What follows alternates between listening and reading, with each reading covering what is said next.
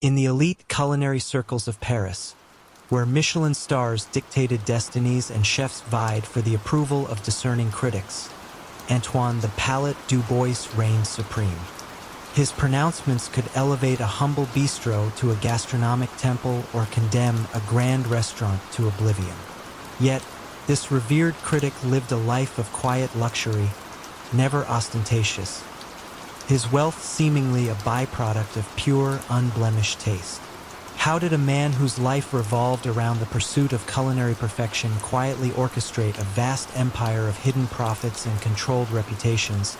And what subtle, almost imperceptible flaw in the very ingredients he championed eventually allowed the natural world itself to expose his grand deception? Antoine Du Bois moved through the hallowed halls of France's finest restaurants with an air of profound authority. His slender fingers would delicately prod a fillet. His nose would inhale the nuanced aromas, and his eyes, sharp and discerning, would survey every plate with an almost surgical precision.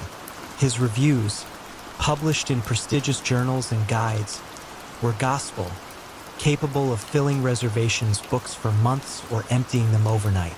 To the public, he was the guardian of French gastronomy, a man of unimpeachable taste and integrity. But Antoine, beneath his veneer of scholarly connoisseurship, was a master manipulator of the culinary ecosystem, building a silent fortune on controlled access and manufactured scarcity. His method was an ingenious blend of critical influence and supply chain dominance. Antoine didn't just review, he invested, quietly, through layers of holding companies and trusted associates. He became a silent partner in struggling, but promising, restaurants. He would then bestow upon them a coveted Michelin star or a series of glowing reviews, propelling them to fame. Conversely, he would deliver scathing critiques to rivals, highlighting minute flaws with devastating precision, effectively driving them out of business or pressuring them into selling their operations at a bargain price, often to entities he secretly controlled. But his true leverage lay in a specific, almost mythical commodity, the tuber melanosporum regalis, a rare, intensely aromatic black truffle found only in a few pristine, ancient forests of central France and notoriously difficult to cultivate. Antoine claimed to have exclusive access to these truffles through a network of trusted, traditional truffiers. He supplied these authentic truffles to his favored restaurants at exorbitant prices, making vast profits while ensuring his establishments maintained an unparalleled air of exclusivity and quality. These exclusive truffles became Antoine's signature, a mark of true culinary excellence that separated the elite from the merely good. The money generated from the inflated prices of these truffles, as well as the quiet dividends from his secretly owned restaurants, flowed through a complex web of offshore accounts and shell companies disguised as agricultural investments or consultancy fees. His personal life remained comfortably elegant but understated, reinforcing his image as a man devoted purely to the art of cuisine. For decades, Antoine's system was unassailable. The mystique of the truffle market, the inherent subjectivity of taste, and his unassailable reputation as a critic made questioning his methods almost unthinkable. Chefs, desperate for his approval and access to his rare ingredients, dared not complain about the prices. Auditors focused on declared profits, not the true origin of a fungus. The first faint, earthy scent of discord in Antoine's perfectly composed symphony emerged from an unexpected source. Dr. Juliette Dubois, no relation, a young, brilliant mycologist and forensic food scientist at the National Museum of Natural History. Juliette was pioneering advanced DNA sequencing and isotopic analysis techniques to determine the precise geographical origin and genetic lineage of wild fungi, particularly truffles. Her research aimed to combat the growing problem of counterfeit or mislabeled rare food products. She began to notice a peculiar, statistically improbable genetic homogeneity across several batches of tuber melanosporum regalis being supplied to Paris's most exclusive, highly rated restaurants that all, coincidentally, received glowing reviews from Antoine Dubois. The truffles, purportedly sourced from diverse, wild forest locations, should have shown natural genetic variations reflecting their individual growing conditions. But these did not. They were almost genetically identical. Juliet's investigation was a quiet, meticulous pursuit of scientific truth. She acquired samples of these exclusive truffles through various means, often posing as a culinary student or a researcher. Her DNA analysis revealed a startling truth. The truffles were not wild. They were, in fact, cultivated, grown in specialized, controlled environments, not in ancient forests. Even more damning, their isotopic signature, which reveals environmental conditions like soil type and rainfall, pointed not to central France, but to a vast commercial truffle farm in a remote region of Spain, a farm that had recently invested heavily in advanced cultivation techniques. The poetic misstep was Antoine's overzealous desire for perfect consistency in his rare truffles, a consistency that only cultivation could achieve, thereby erasing the very natural variations that would have confirmed their wild, prestigious origin. When the French financial police, armed with Dr. Dubois's irrefutable scientific evidence, finally approached Antoine Dubois, he was in a Michelin-starred kitchen, overseeing a chef meticulously shaving paper-thin slices of his truffles onto a dish. There was no dramatic confrontation, no public spectacle. Instead, two quiet detectives and Dr. Dubois herself arrived. Antoine, ever composed, offered them a taste of the truffle. They didn't shout accusations. They simply laid out Juliet's forensic reports, the DNA analyses proving cultivation, the isotopic data revealing the Spanish origin, and the undeniable link between his glowing reviews and the restaurants exclusively using his mass-produced, falsely labeled truffles. Antoine looked at the data, his expression slowly shifting from composed arrogance to a quiet, profound realization. His world, built on the illusion of impeccable taste and the silent manipulation of an entire culinary ecosystem, had finally been unraveled, not by a single act of betrayal, but by the relentless pursuit of an unseen truth, exposed by the very essence of the natural world he claimed to champion. The hum of the mainframe computers in the late 1990s, deep within a nondescript office park in Dublin, was the steady heartbeat of Liam, the architect O'Connell's operations. He wasn't building physical structures, but elaborate digital mazes, expertly laundering vast sums of money through the burgeoning world of online gambling.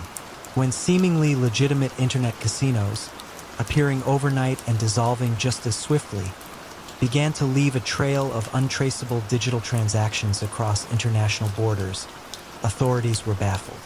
But what sophisticated, almost invisible method did Liam employ to hide his dirty billions, and what tiny, yet critical digital ghost would eventually expose the meticulously crafted architecture of his virtual empire?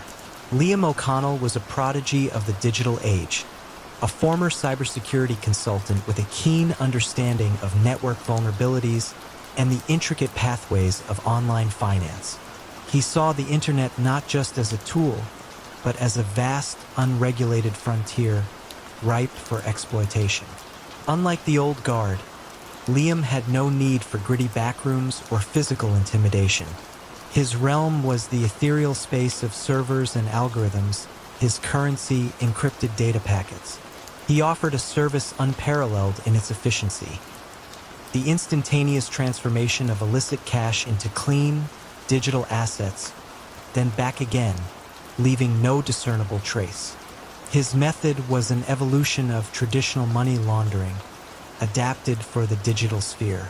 Liam would create a network of legitimate-looking online casinos, registered in obscure offshore jurisdictions with lax financial regulations. These weren't mere fronts. They were fully functional gambling sites, complete with real players and real games. The genius, however, lay in the ghost players, sophisticated AI bots, programmed by Liam, that would join high-stakes poker games or roulette tables.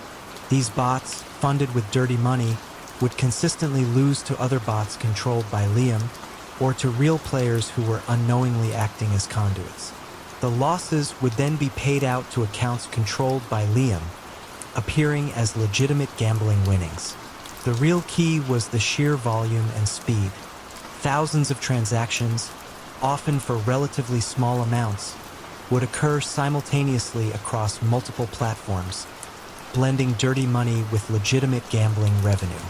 Then, through a series of rapid-fire transfers between offshore e-wallets, crypto exchanges, and shell companies, the money would be layered, losing its original identity with each hop. It was a digital whirlwind, designed to overwhelm and confuse any financial investigator. You could almost feel the phantom currents of illicit wealth flowing through the global network, unseen but undeniably present. Liam's operation thrived on its anonymity and its adaptability. If one online casino drew too much attention, it could be dissolved within hours, its servers wiped clean, and a new one spun up under a different name, different jurisdiction. He offered his services to a global clientele, from drug cartels to corrupt politicians, all drawn by the promise of untraceable, instantaneous wealth purification. The atmosphere around Liam, though he worked alone from his quiet office, was one of absolute, almost godlike control over the digital flow of money. He believed he had created a system so complex, so ephemeral, that it was truly uncatchable. The unraveling began, not with a technical flaw in his code, but with a subtle human element he hadn't fully accounted for. One of his real player conduits, a desperate online gambler in Eastern Europe who had been unknowingly receiving small, lucky winnings from Liam's bots, became suspicious. He wasn't a hacker or an investigator, just a frustrated player who noticed that he consistently won more often when playing against a particular set of newly registered, oddly aggressive opponents, always at certain times of the day, and then those winnings would disappear as quickly as they appeared when he tried to transfer them out. The money was effectively locked into Liam's system. He eventually approached an online forum dedicated to exposing gambling scams, detailing the bizarre patterns of his luck. Among the forum members was a sharp, young cybercrime analyst for Interpol working undercover. She immediately recognized the unique digital ghost, the statistical improbability of a string of players consistently losing to a specific, rotating set of new accounts, always funneling money towards offshore accounts. It was a faint, almost invisible signature, but it was there. She began to trace the seemingly disparate threads, not through individual transactions, which were too numerous and fragmented, but through the timing and IP addresses of the server activity. Her investigation wasn't about following the money itself, but about mapping the connections between the constantly shifting digital entities. She discovered clusters of server activity originating from the same IP ranges, dissolving and reappearing in new configurations, all pointing back to a small set of sophisticated bot networks. These networks, though disguised, occasionally left a lingering digital footprint, a phantom echo of their previous existence. This allowed her to pinpoint the master control server in Dublin. The raid, when it came, was not on a bustling casino floor, but on a quiet office where Liam, the architect O'Connell, sat calmly amidst a glowing array of monitors, his fingers still dancing across keyboards. He had created a perfect digital labyrinth, but in his pursuit of absolute anonymity, he had overlooked the subtle, yet undeniable, ghosts his own digital creations left behind.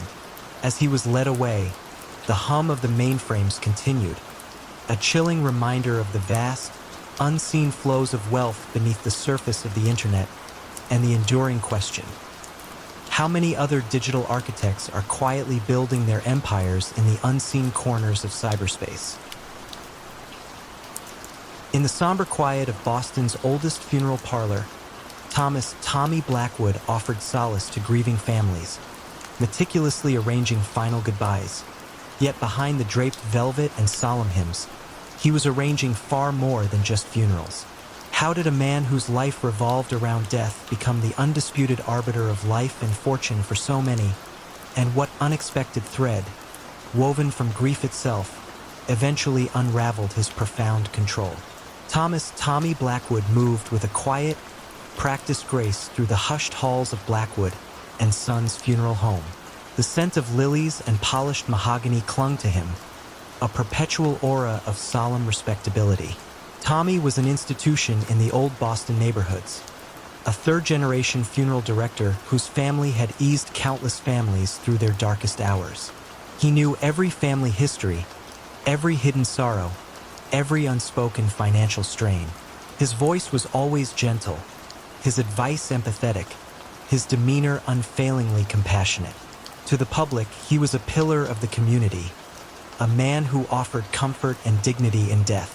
But Tommy understood that grief was a powerful lever, a moment of profound vulnerability where desperate people made desperate choices, and that was where his true enterprise began. His method was built on subtle exploitation of sorrow.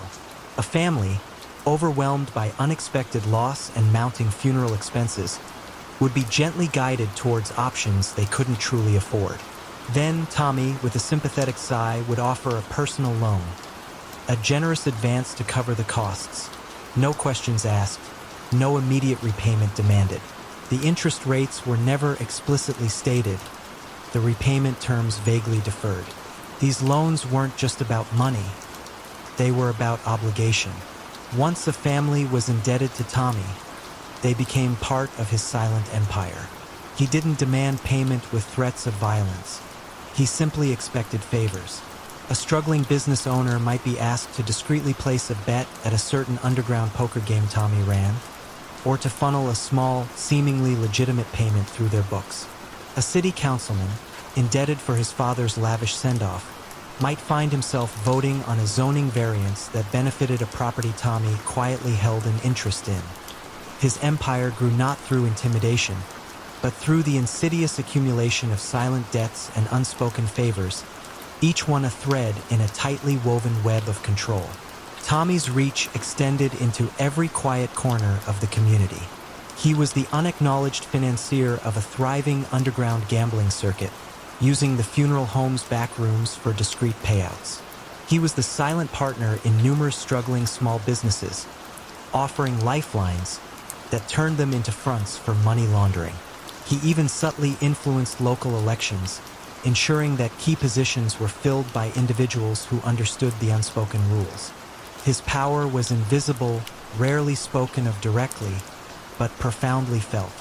You might have seen him in the local diner, calmly sipping coffee, nodding to passers-by, an embodiment of civic virtue, entirely unaware of the countless lives he quietly orchestrated, their futures tied to the silent ledger he kept in his mind, and occasionally in a small, well-hidden book.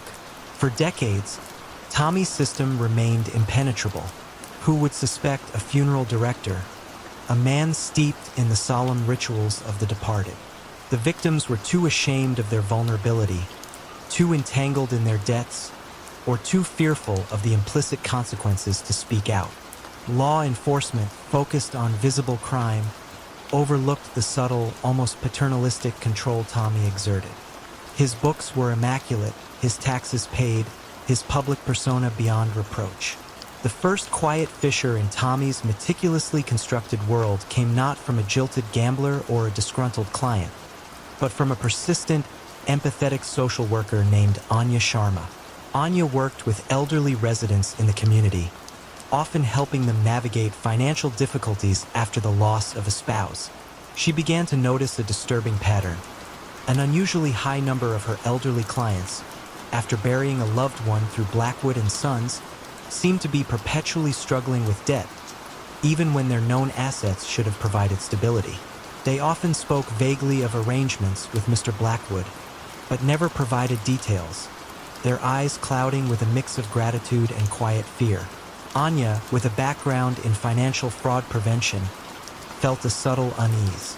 It wasn't about theft. It was about coercion, a quiet economic strangulation of the most vulnerable. Anya's investigation was a slow, deliberate collection of whispers and public records. She correlated deaths handled by Blackwood and Sons with subsequent property transfers, sudden bankruptcies, or inexplicable financial obligations among the deceased's families. She discovered that many of these loans were not documented in any official capacity, existing only as verbal agreements, reinforced by the implicit threat of social ostracization or quiet ruin. Her breakthrough came when she identified a particular elderly widow who, after her husband's funeral, had unwittingly signed over the rights to a significant portion of her property to a shell company, ostensibly as collateral for an unpaid funeral balance that Tommy had claimed, but which she had no record of. The widow, too frail and intimidated to challenge it, had simply accepted her fate. When Anya presented her findings to a reluctant but ultimately convinced district attorney, the case was not about a violent crime, but about a systematic pattern of predatory financial exploitation, leveraging the most fragile moments of human existence. The evidence was circumstantial but compelling. A network of interconnected debts, unusual property transactions, and the silent, overwhelming fear expressed by dozens of families. The end for Tommy Blackwood was as quiet as his reign had been. There was no dramatic raid on the funeral home. Instead, 2 federal agents and a representative from the DA's office arrived during a lull between services. They found Tommy in his office reviewing a burial plot diagram. They didn't shout accusations. They simply laid out the intricate web of loans, the property transfers, the unrecorded debts, and the testimonials of grieving families, all connected by his subtle hand. The silent ledger, which had given him such absolute power, was now being read aloud, its true nature exposed. Tommy, confronted with the meticulous unraveling of his quiet empire, offered no resistance. His world, built on the solemnity of death and the vulnerability of the living, had finally been brought to light, not by a single act of defiance, but by the relentless pursuit of an unseen truth. In a secluded, unassuming print shop nestled deep within the industrial outskirts of Naples, millions of euros in perfect counterfeit currency flowed silently into the European economy. Yet the man behind it, a meticulous master printer named Enzo the Monk Ferraro, lived a life of almost monastic simplicity, eschewing all overt displays of wealth.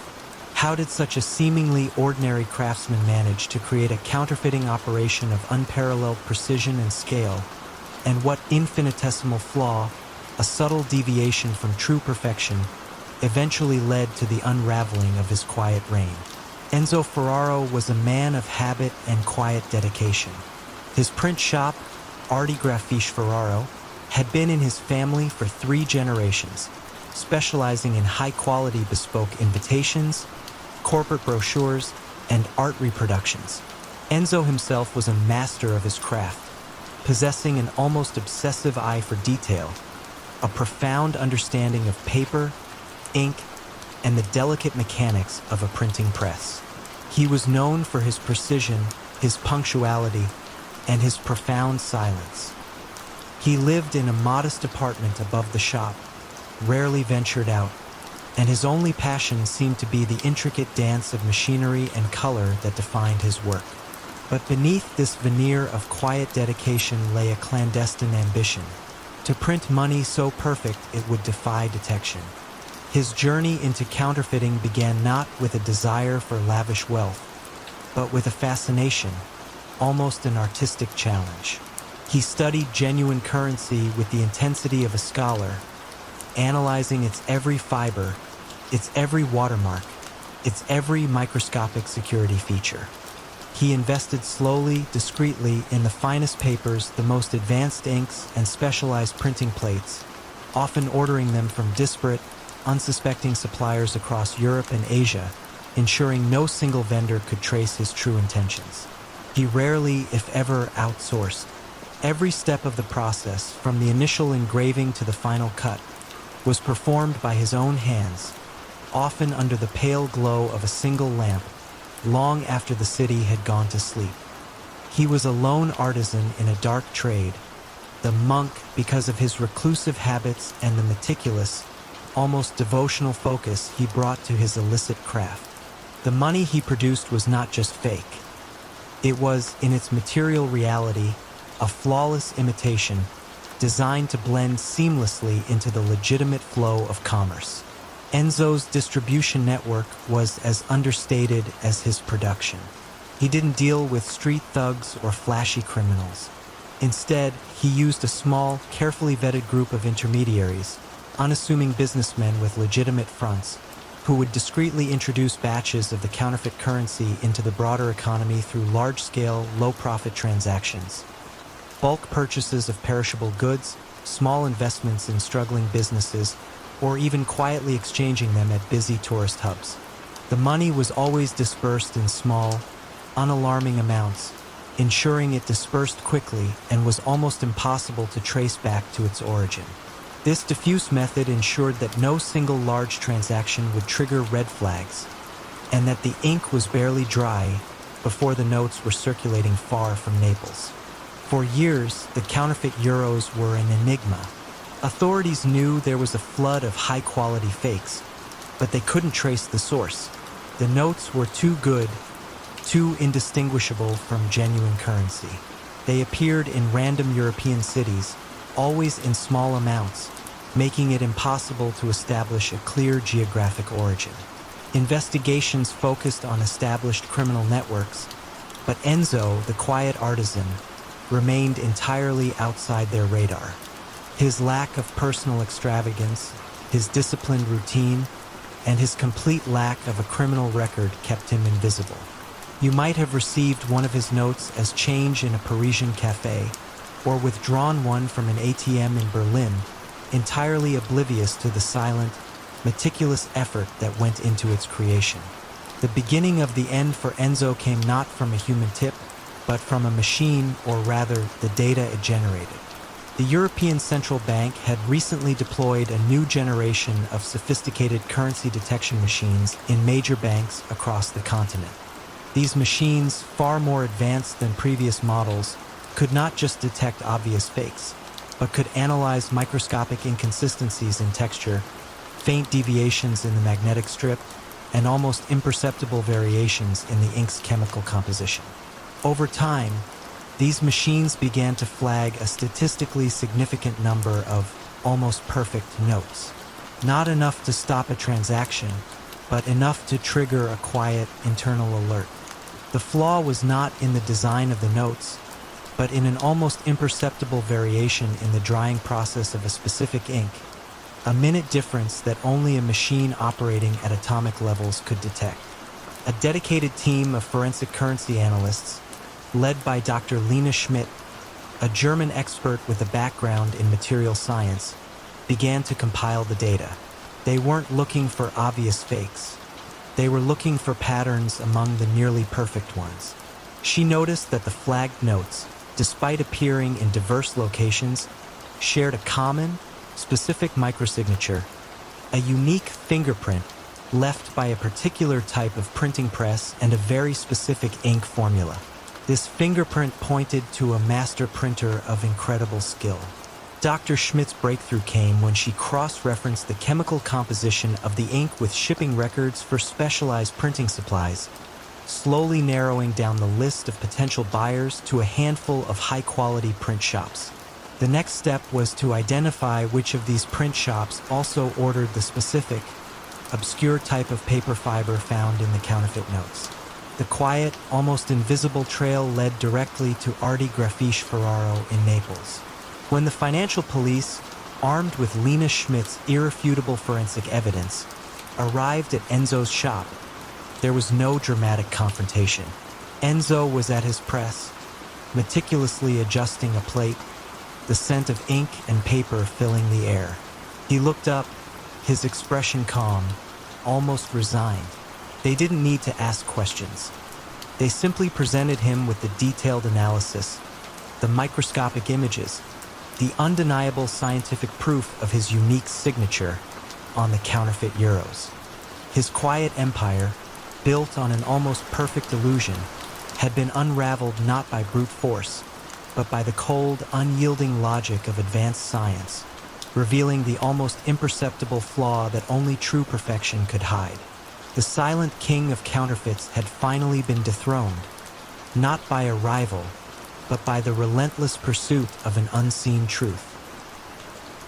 Pulsing heart of the 1990s Los Angeles music scene, every breakout artist seemed to owe their meteoric rise to the enigmatic, velvet-voiced record producer Julian Vance, yet their personal fortunes rarely matched their public success.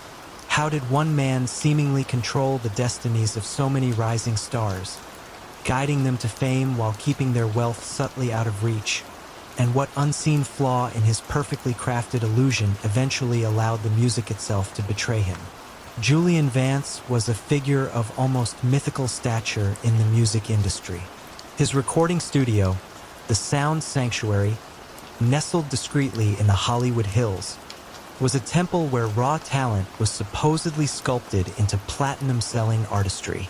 Vance himself was a study in refined charm, always impeccably dressed in custom-tailored suits, his silver hair swept back, his voice a smooth, encouraging purr that could coax a timid singer into a powerful performance. He discovered raw, passionate artists from gritty clubs and humble garages, promising them the moon massive advances, state-of-the-art recording, relentless promotion. To the public, he was a visionary, a benevolent mentor who believed in the transformative power of music. But beneath the polished surface, Julian Vance was orchestrating a quiet, insidious empire built on debt, dreams, and the unyielding control of artistic output. His system was an ingenious form of financial bondage, cloaked in the complex language of music contracts. Artists, desperate for their break, would sign agreements laden with predatory clauses. Vance's label, Ascension Records, would front enormous recording costs for studio time, session musicians, engineers, and even basic living expenses, all of which were inflated to astronomical levels and meticulously charged back to the artist. Advances, while seemingly generous, were merely future earnings already spent. Promotional tours, music video productions, and marketing campaigns were executed at exorbitant rates, further burying artists in insurmountable debt. The artists, perpetually in the red, would find their actual royalties, their share of album sales, touring revenue, and merchandise, absorbed by these ever-growing recoupable expenses. Vance wasn't stealing money outright. He was simply ensuring that the artist's side of the ledger never reached profitability. You might have visited the Sound Sanctuary, perhaps on a studio tour, catching a glimpse of a young, intense musician laying down tracks, or a vibrant singer rehearsing, their faces alight with hope. You would have heard the buzz of creativity, the promise of stardom. What you wouldn't have seen was the quiet, relentless bleed of their future. The real money flowed not to the artists, but to a series of shell companies controlled by Vance, disguised as production houses, marketing agencies, and tour management firms. These companies would charge Ascension Records exorbitant fees, funneling the actual profits away from the artist's recoupable earnings and into Vance's hidden accounts, often located in obscure Caribbean jurisdictions. The artists were kept perpetually indebted, their careers entirely dependent on Vance's continued investment. Any artist who tried to leave or question the finances found their album mysteriously shelved, their touring opportunities vanish, or their contracts tied up in endless, ruinous litigation. The coercion was subtle, professional, and devastatingly effective. For nearly a decade, Vance's empire flourished. Artists, eager for success, often believed their lack of personal wealth was simply the price of breaking into the notoriously difficult music industry. The complexity of the contracts, the layers of corporate entities, and the sheer volume of transactions made it nearly impossible for individual artists or even their small, underfunded lawyers to unravel the scheme. Industry watchdogs, focused on copyright infringement or direct fraud, overlooked the systemic financial exploitation masked by legitimate-looking expenses. The first quiet discord in Vance's perfectly composed symphony emerged from an unlikely collaboration. Christine Davies, a veteran investigative journalist for a niche music industry magazine, and Ben Carter, a young, idealistic entertainment lawyer with legal aid. Christine had spent years observing the curious pattern of artists who, despite achieving massive commercial success, remained strangely impoverished, always citing contractual obligations or recoupment issues. Ben, meanwhile, was overwhelmed with cases from frustrated artists whose careers were soaring, but whose bank accounts remained stubbornly empty. They started connecting the dots. Their breakthrough came not from a single disgruntled artist, but from a painstaking analysis of dozens of Ascension Records contracts. Ben noticed a striking uniformity in the language, an unusually high artist development fund clause, always consuming a disproportionate percentage of an artist's earnings, and a peculiar creative investment fee that appeared across all contracts, regardless of the artist's genre or actual production needs. Christine's deep dives into public records revealed that these funds and fees invariably flowed into two specific, obscure holding companies registered in the Cayman Islands, which had no discernible legitimate business other than receiving payments from Ascension. The flaw was not in a single miscalculation, but in the perfect, uniform extraction across every artist, a pattern too consistent to be legitimate, a hidden mathematical signature of his quiet tyranny. When the federal authorities, armed with Christine's meticulous investigative reporting and Ben's forensic accounting of the contracts, finally moved, it was with the quiet precision of a well-rehearsed chord change. There was no dramatic raid on the sound sanctuary. Instead, 2 U.S. attorneys and an FBI financial crimes agent arrived at Vance's elegant office. Vance, ever composed, offered them coffee. They didn't shout accusations. They simply laid out the evidence. A detailed, cross-reference chart showing the consistent drain of artist royalties into the Cayman Island holding companies, linked through the development fund and creative investment clauses. They showed him how his golden microphone had been a subtle instrument of control, designed to filter wealth away from the very talent he claimed to nurture. Vance looked at the documents, his smooth composure finally faltering. His empire, built on the silence of exploited dreams and the intricate language of contracts, dissolving under the quiet, undeniable weight of exposed patterns. The music continued to play in Los Angeles, but the unseen hand that had quietly profited from its creation was finally and irrevocably silenced. The incessant chime of slot machines in the gaudy, neon-lit Starlight Casino of Las Vegas in the late 1980s masked a far more subtle symphony of deception. Frank the Fixer Moretti, ostensibly a casino manager, was orchestrating a quiet revolution in credit fraud, leveraging the insatiable appetites of high rollers to funnel millions through phantom debts and manipulated lines of credit. When a series of wealthy individuals, seemingly immune to financial woes, suddenly found their legitimate assets mysteriously frozen and their credit ratings in tatters, whispers began to circulate about a shadowy figure pulling the strings. But what ingenious financial shell game did Frank employ to exploit the high stakes of the gambling world?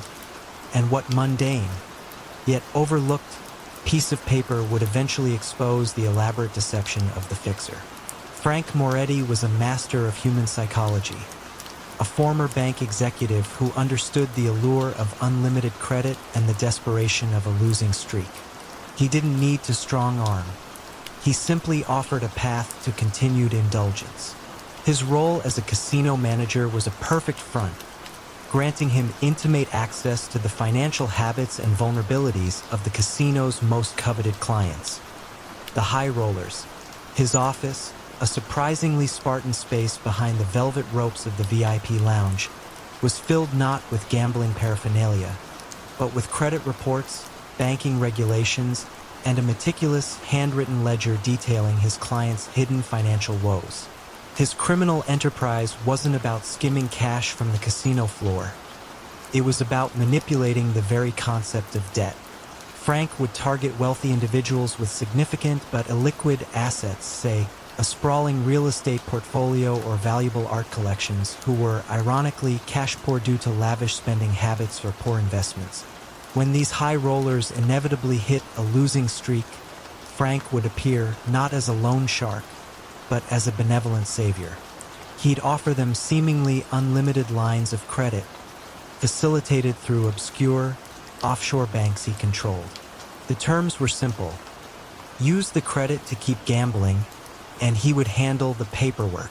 The ingenious part was that these lines of credit were largely fictitious. The money wasn't coming from legitimate loans. It was simply a digital entry in a phantom ledger.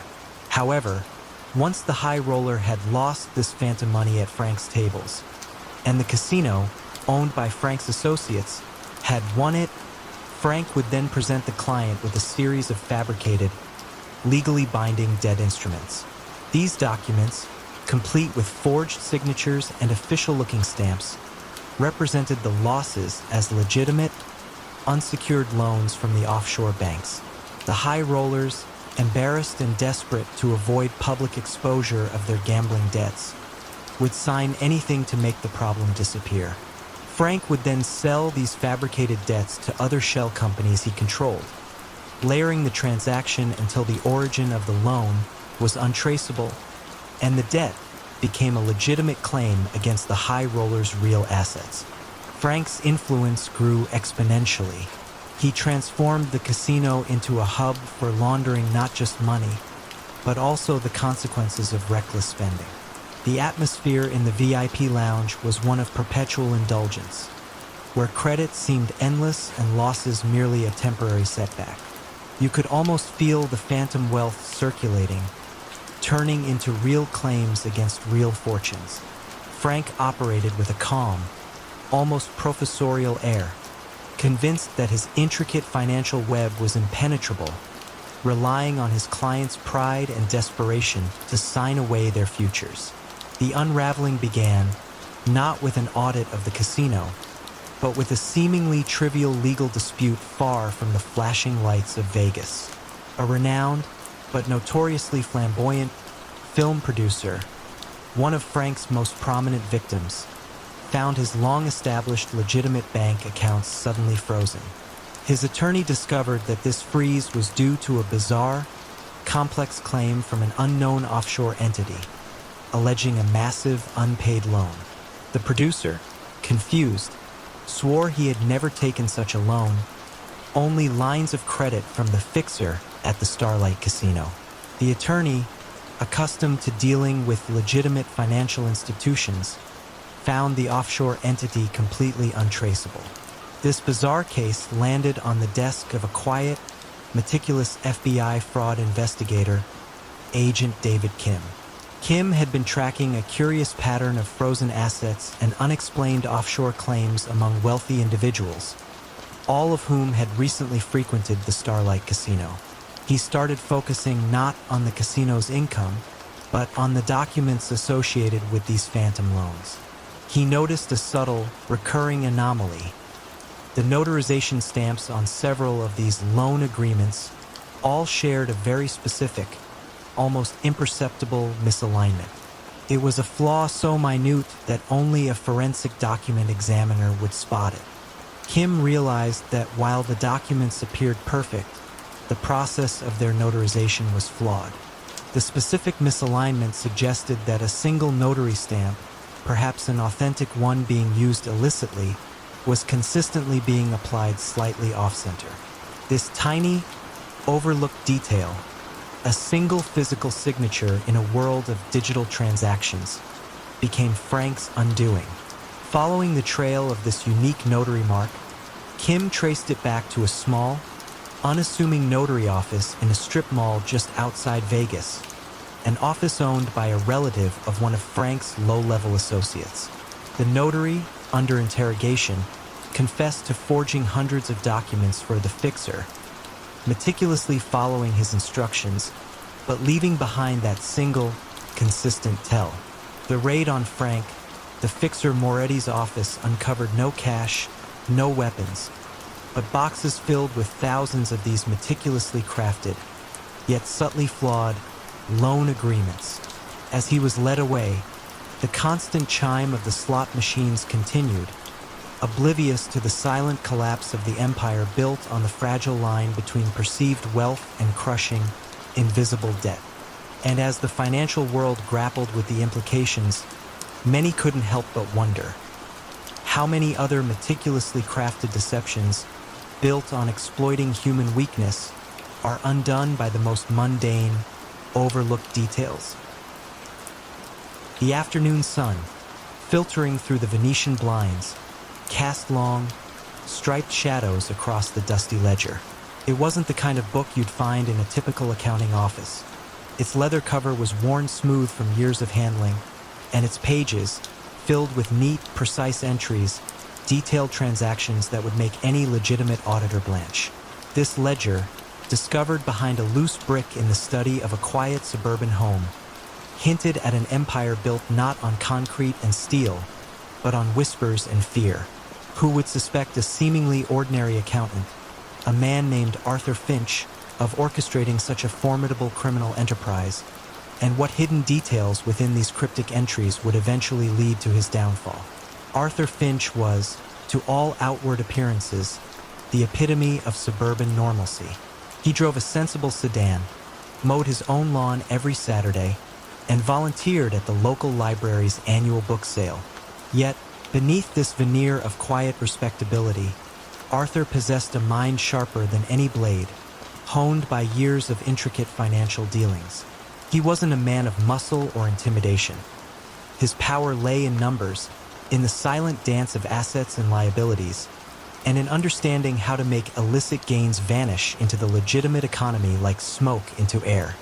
His criminal network didn't operate through street corners and dark alleys, but through shell corporations, offshore accounts, and a sophisticated web of legitimate-looking businesses, laundromats, small-town cinemas, even a chain of seemingly innocuous dry cleaners.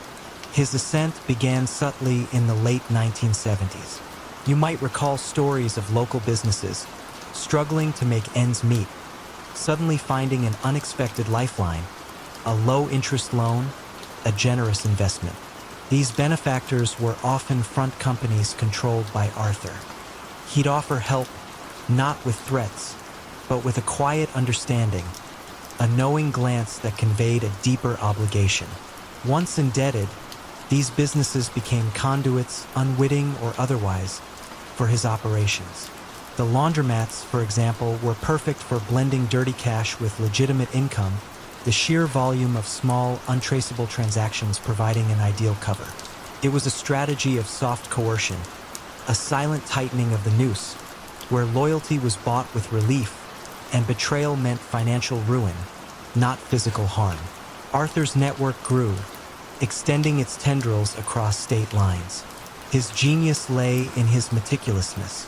Every dollar, every transaction, every quiet agreement was recorded in ledgers like the one found, though most were never meant to see the light of day.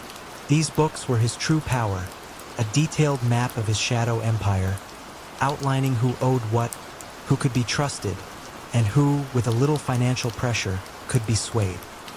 He cultivated a reputation for being utterly dependable, a man whose word, even in the illicit underworld, was as good as gold, precisely because he could back it up with a devastatingly accurate accounting of every debt and favor. The shift in pacing, the quiet hum of the air conditioner in the stuffy FBI office in the early 1990s, seemed to underscore the slow, painstaking nature of the investigation. Agent Lena Petrova had been handed the Finch file, almost as a joke, a financial whodunit with no bodies, no violence, just an inexplicable surge in cash flow through a seemingly benign dry cleaning chain. Petrova, however, had a knack for patterns, a quiet tenacity that saw beyond the surface. She began tracing the obscure loans, the curiously opportune investments, the sudden solvency of businesses that should have failed. It was like peeling an onion, layer by meticulous layer, each one revealing a sliver more of Arthur Finch's hidden design. The crucial moment arrived not with a bang, but with a barely audible click. A disgruntled former employee, dismissed by one of Arthur's mid-level managers for petty theft, sought revenge not through violence, but through information.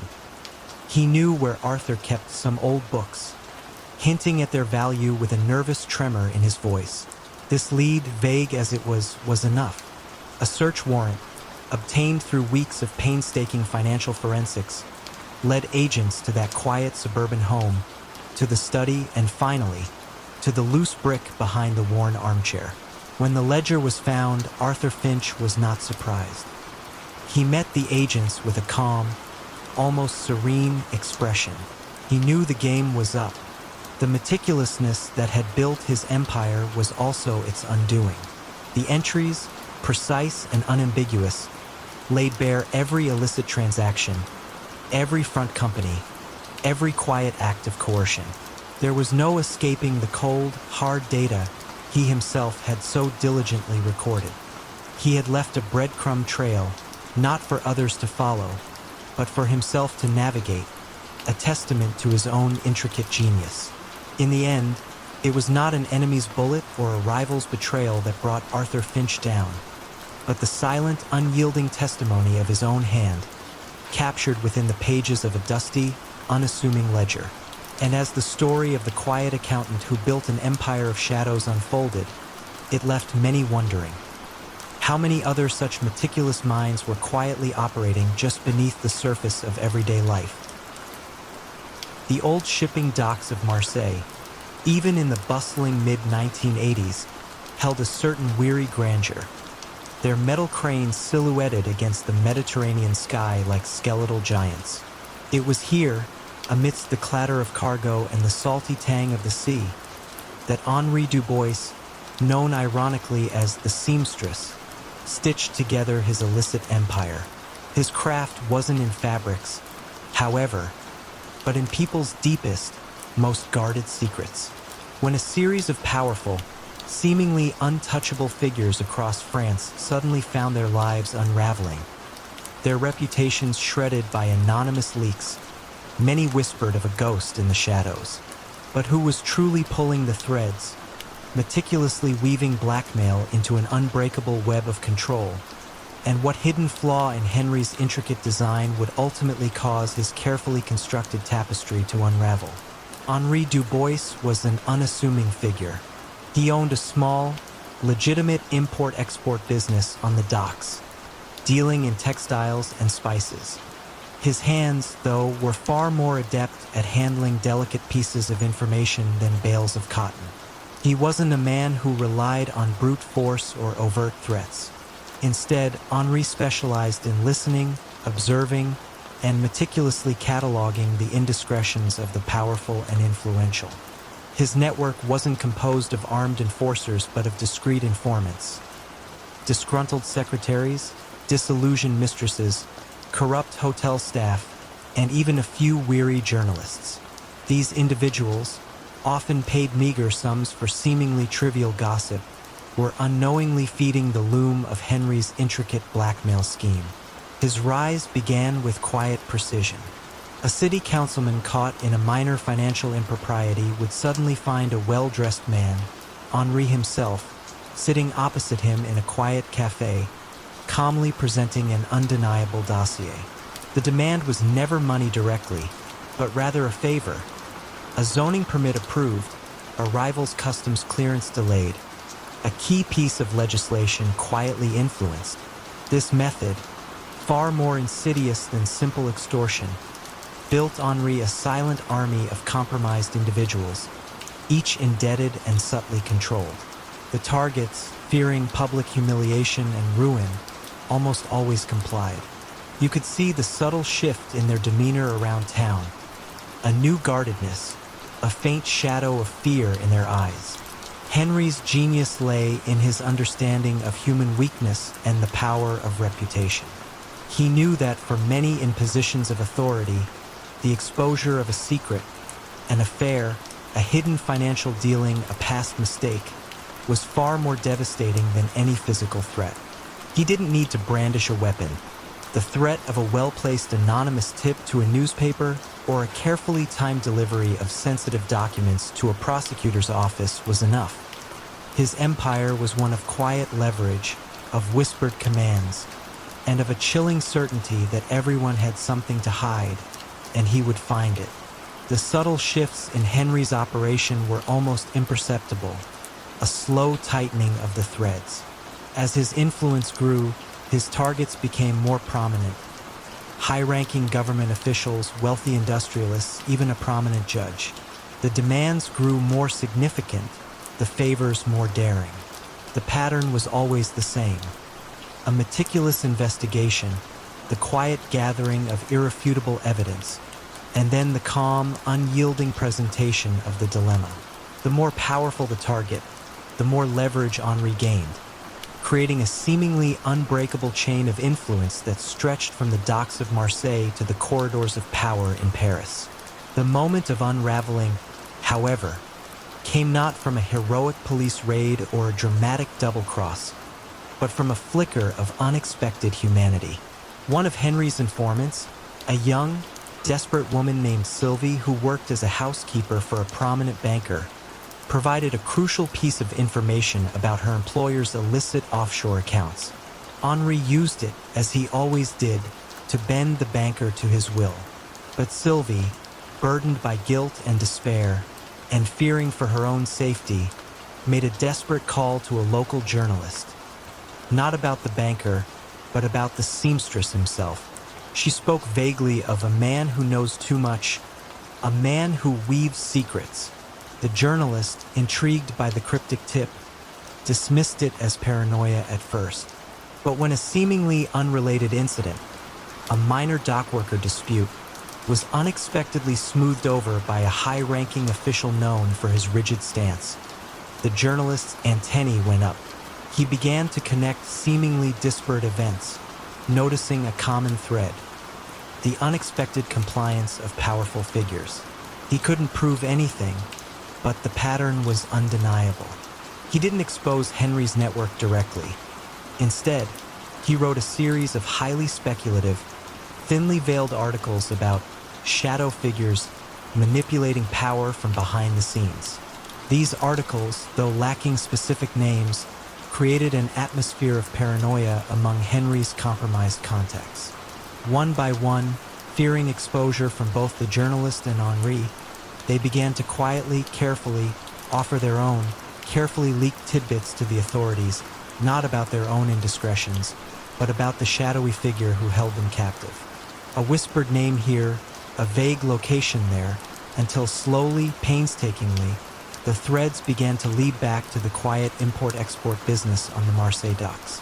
The police, finally having enough fragmented pieces, raided Henry's office, not finding guns or drugs, but a meticulously organized archive of secrets, the very core of his power. As the officers sifted through the countless folders, each labeled with a prominent name and a cryptic code, one couldn't help but wonder: how many lives had been silently dictated, how many fates secretly manipulated by the chilling efficiency of the seamstress.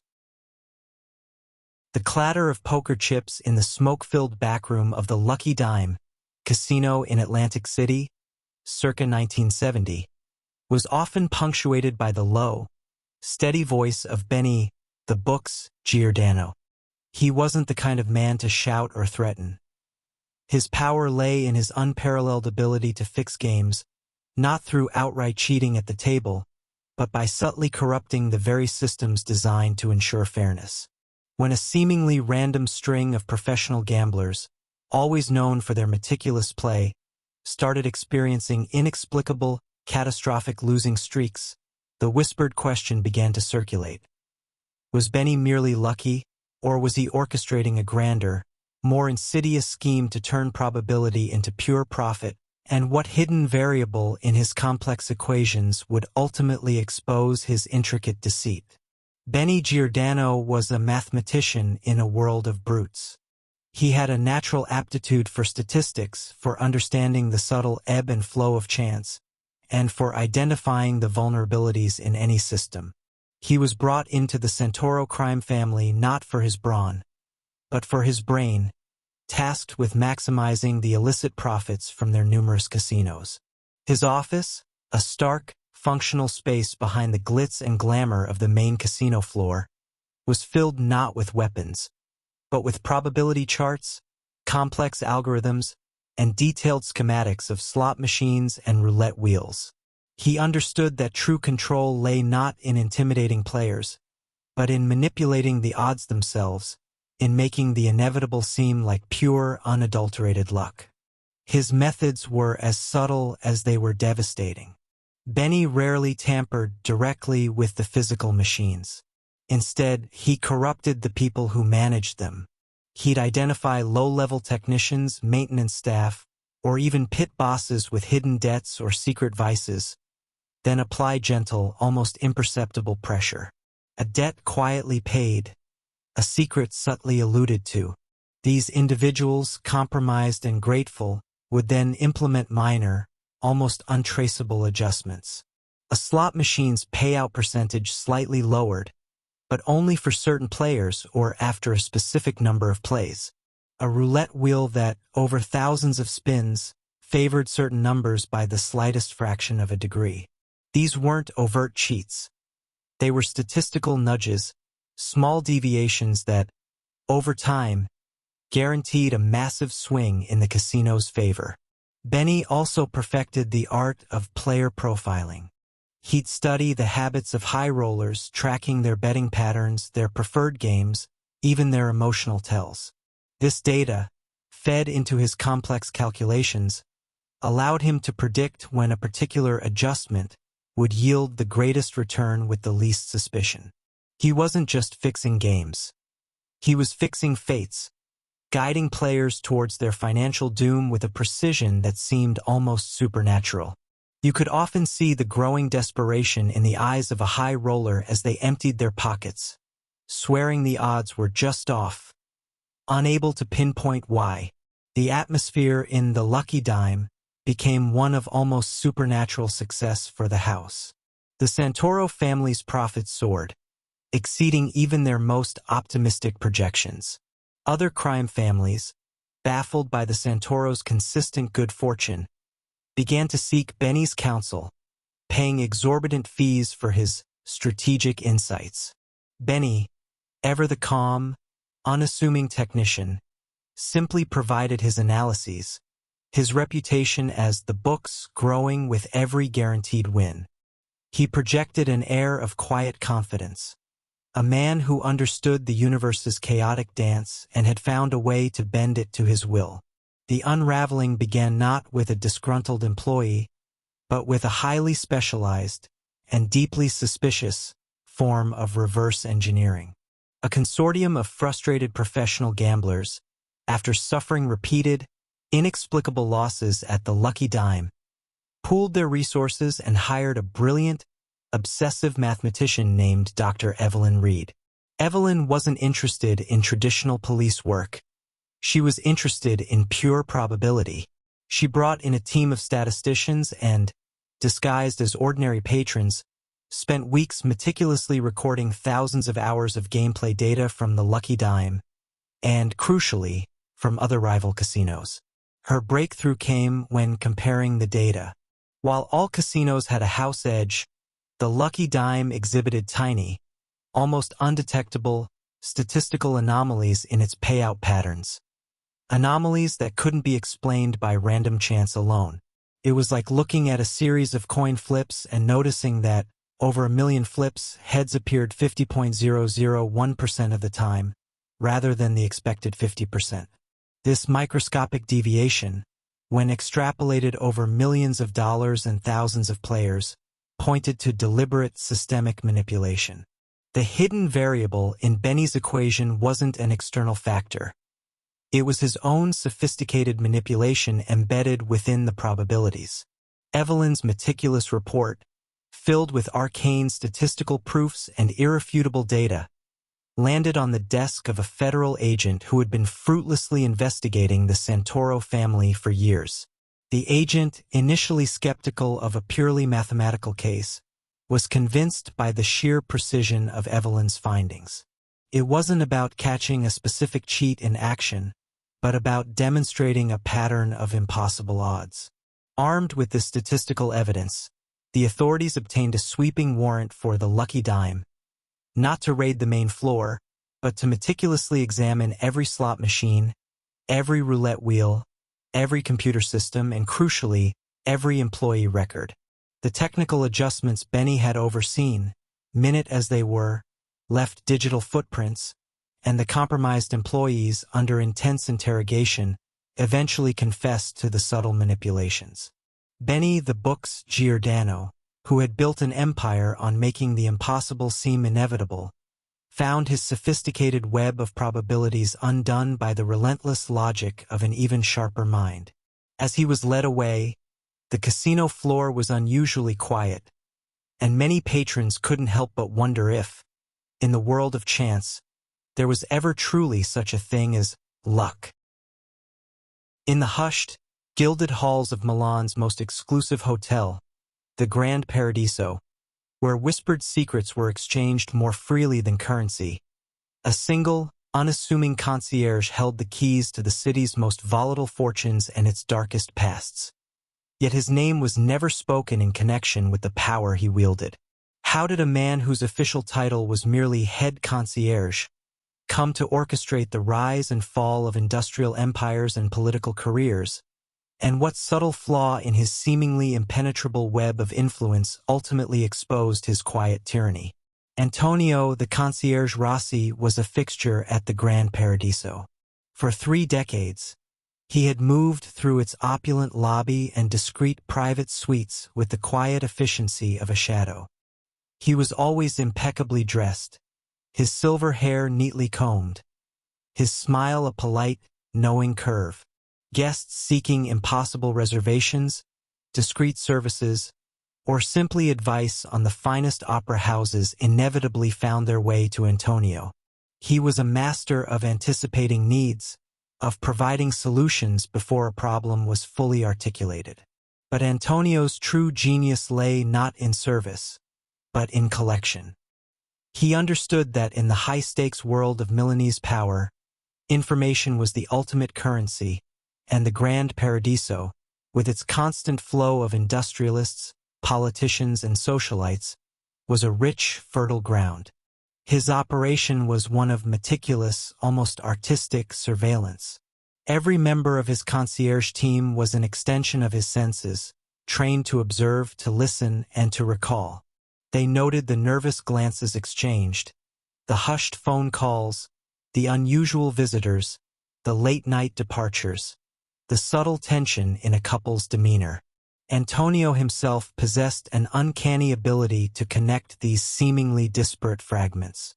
A half-eaten breakfast in a certain suite, combined with an overheard snippet of conversation in the lounge and a sudden shift in a politician's public stance, could paint a devastatingly clear picture of a hidden affair or a precarious business deal. He stored these fragments not in a digital database, but in the labyrinthine corridors of his own mind, occasionally noting crucial details in a small, leather-bound book kept meticulously coded in his desk. The leverage he accumulated was never overtly wielded. Antonio did not threaten. Instead, he made quiet suggestions. A struggling industrialist, perhaps facing a crippling debt, might receive an unexpected loan from an anonymous source Antonio had quietly brokered, the unspoken cost being a future favor, a vote cast a certain way, or a contract steered in a particular direction. A politician caught in a compromising situation might find Antonio subtly advising them on how to manage the crisis, guiding them towards actions that, while resolving their immediate problem, ultimately served Antonio's unseen agenda. It was a sophisticated form of blackmail, cloaked in professional courtesy and a reputation for unparalleled discretion. You would never suspect, as you saw him guiding a foreign dignitary to a waiting limousine, that this man held the power to ruin the dignitary's career with a single anonymous phone call. His quiet influence permeated the city's fabric, unseen but profoundly felt. For years, Antonio's empire remained unchallenged. The individuals he controlled were too compromised, too fearful of exposure to speak out. The very nature of his power, built on quiet secrets and deniable transactions, made it impossible for traditional law enforcement to grasp. He was untouchable because there was no crime being overtly committed, only an intricate dance of favors and hidden obligations. The first crack in Antonio's carefully constructed world emerged not from a grand investigation, but from the quiet idealism of a young woman. Isabella Marino, a newly assigned junior journalist for a small investigative newspaper, had a particular fascination with the hidden currents that shaped Milan. She wasn't interested in the splashy headlines, but the underlying mechanisms of power. Isabella began to notice a recurring pattern: several high-profile bankruptcies, sudden corporate takeovers, and inexplicable political resignations all seemed to involve individuals who had, at some critical juncture, been guests at the Grand Paradiso. It was a statistical anomaly, too consistent to ignore. She started building a timeline, cross-referencing public records with what little gossip she could glean about the hotel's exclusive clientele. Isabella wasn't looking for a crime in the conventional sense. She was looking for a pattern of influence. Her breakthrough came when she discovered that a series of seemingly independent financial rescues, loans that appeared out of nowhere to save teetering companies, all originated from a single obscure charitable foundation whose board members frequently stayed at the Grand Paradiso. She began to suspect that the hotel was not just a venue for power, but a nexus for its manipulation. The critical piece of the puzzle fell into place when she interviewed a recently retired, disillusioned former hotel employee, a laundress named Maria, who, out of a quiet sense of civic duty, mentioned Antonio's unusual interest in left-behind items, particularly diaries or notebooks, and his uncanny ability to retrieve them long after they were presumably disposed of. The end for Antonio Rossi was as discreet as his power had been. Isabella, with the help of a cautious, ethically minded prosecutor she had finally convinced, compiled a comprehensive report. It detailed not specific crimes, but the demonstrable pattern of manipulation, the flow of influence, and the sheer improbability of so many unrelated powerful figures becoming inextricably linked by their stays at the Grand Paradiso and their subsequent, convenient solutions to crises. When the authorities quietly arrived at the hotel one Tuesday morning, Antonio was behind his desk, just as always. They presented him not with an arrest warrant, but with a meticulously detailed financial and relational diagram, illustrating the full extent of his quiet empire. He looked at it for a long moment, a faint, almost imperceptible nod. His world, built on the invisible threads of secrets and leverage, had finally been unraveled, not by a violent confrontation, but by the quiet, methodical pursuit of patterns and truth. The Grand Paradiso continued its grand existence, but the silent power behind its gilded doors had finally been acknowledged, and quietly, irrevocably, dismantled. Hushed galleries of the world's most prestigious art institutions, Dr. Eleanor Vance was a celebrated visionary, a curator whose uncanny ability to unearth lost masterpieces and authenticate enigmatic works single-handedly reshaped art history. Yet her personal collection remained surprisingly modest. How did a woman whose life was dedicated to preserving beauty quietly manipulate the very narrative of art? And what almost imperceptible signature, a unique chemical whisper on the canvas, eventually betrayed her meticulously crafted deception?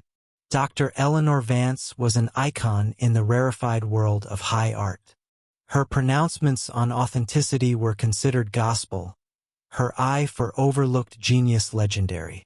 With her silver-streaked hair elegantly pulled back and her thoughtful, measured pronouncements, she commanded respect in every auction house and museum. She had a particular talent for discovering neglected works in dusty private collections or attributing previously anonymous paintings to master hands, sending their market value soaring. To the public, she was a cultural benefactor, a tireless champion of forgotten beauty. But Eleanor Vance, beneath her veneer of scholarly passion, was a master manipulator of provenance and perception, orchestrating a silent commerce built on controlled information and carefully manufactured scarcity. Her method was an intricate dance of subtle influence and meticulously controlled revelations. She didn't forge paintings herself. Instead, she sought out high-quality imitations or genuinely old, but unremarkable works. Then, through a carefully orchestrated series of whispers and strategically leaked research, she would gently guide the art world's attention towards them. She had a network of complicit, or often unwitting, restorers, art historians, and minor auctioneers. A restorer might be tasked with a routine cleaning that coincidentally highlighted a previously unnoticed detail that supported a particular attribution.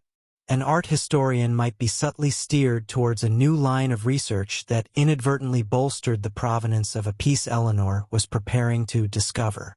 Her greatest trick was her ability to subtly discredit genuinely important but undervalued works that competed with her chosen pieces, using nuanced academic critiques that eroded confidence and shifted market interest. The financial gains from these manipulated market shifts flowed through layers of shell corporations and blind trusts, disguised as legitimate art investments or consultancy fees, ensuring her hands remained clean. Eleanor's power was absolute and unchallenged for decades. Her discoveries were too numerous, too beneficial to the art market, and too convincingly presented by her network of experts to be questioned. Any dissenting voices were subtly marginalized, their research dismissed as amateurish or poorly sourced. She lectured at prestigious universities, sat on influential acquisition boards, and her biography was lauded in every major art publication.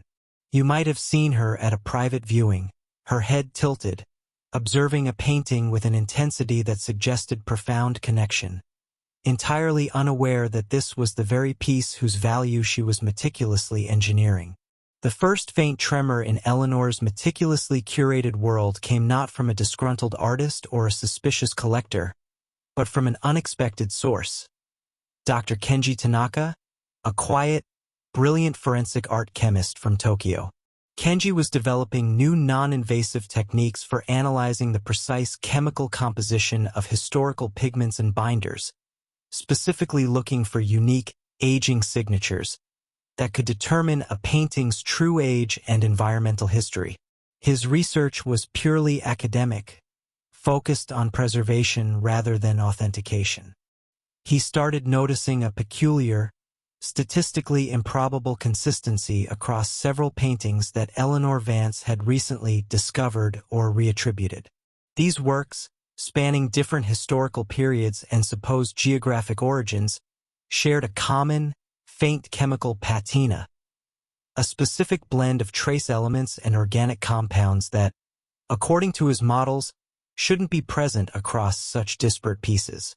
It was a subtle, almost imperceptible, unnatural aging signature. Kenji's investigation wasn't driven by suspicion of fraud, but by scientific anomaly. The recurring chemical signature didn't align with natural aging processes for those periods or regions. It suggested a highly specific, perhaps proprietary, chemical treatment designed to accelerate or mimic certain aging effects. His breakthrough came when he cross-referenced his chemical data with obscure patents for conservation techniques and a highly specialized, limited-production synthetic varnish. He discovered that the specific chemical blend he was finding was identical to a unique, modern varnish developed in the 1980s by a small, boutique conservation lab that, curiously, Eleanor Vance had quietly funded in its early stages and where many of her preferred restorers had trained. The unseen brushstroke was not artistic, but chemical, a telltale mark of her manipulations. When the International Art Fraud Unit, guided by Kenji's irrefutable scientific evidence, finally approached Eleanor Vance, she was giving a masterclass on Renaissance portraiture. There was no dramatic raid, no public outcry. Instead, two quiet Interpol agents and Dr. Tanaka himself arrived at her study. She offered them tea, her composure unruffled. They didn't shout accusations. They simply laid out Kenji's forensic reports, chromatograms showing the unique chemical fingerprint, mass spectrometry analyses proving the anachronistic compounds, and the undeniable link to the specialized varnish and the lab she had funded. Eleanor looked at the data, her gaze steady, a faint, almost imperceptible nod of recognition. Her world, built on the illusion of historical revelation and the quiet manipulation of truth, had finally been unraveled, not by a single act of betrayal, but by the cold, unyielding precision of science, revealing the hidden signature within the very beauty she claimed to preserve. Compassionate heart of Seattle, where the tech boom cast long shadows over the city's growing homeless population, Arthur the benefactor Croft was a revered figure. His charity, Hope's Embrace, built an empire of goodwill, providing food, shelter, and job training with remarkable efficiency. Yet Arthur himself remained modestly wealthy, never ostentatiously so.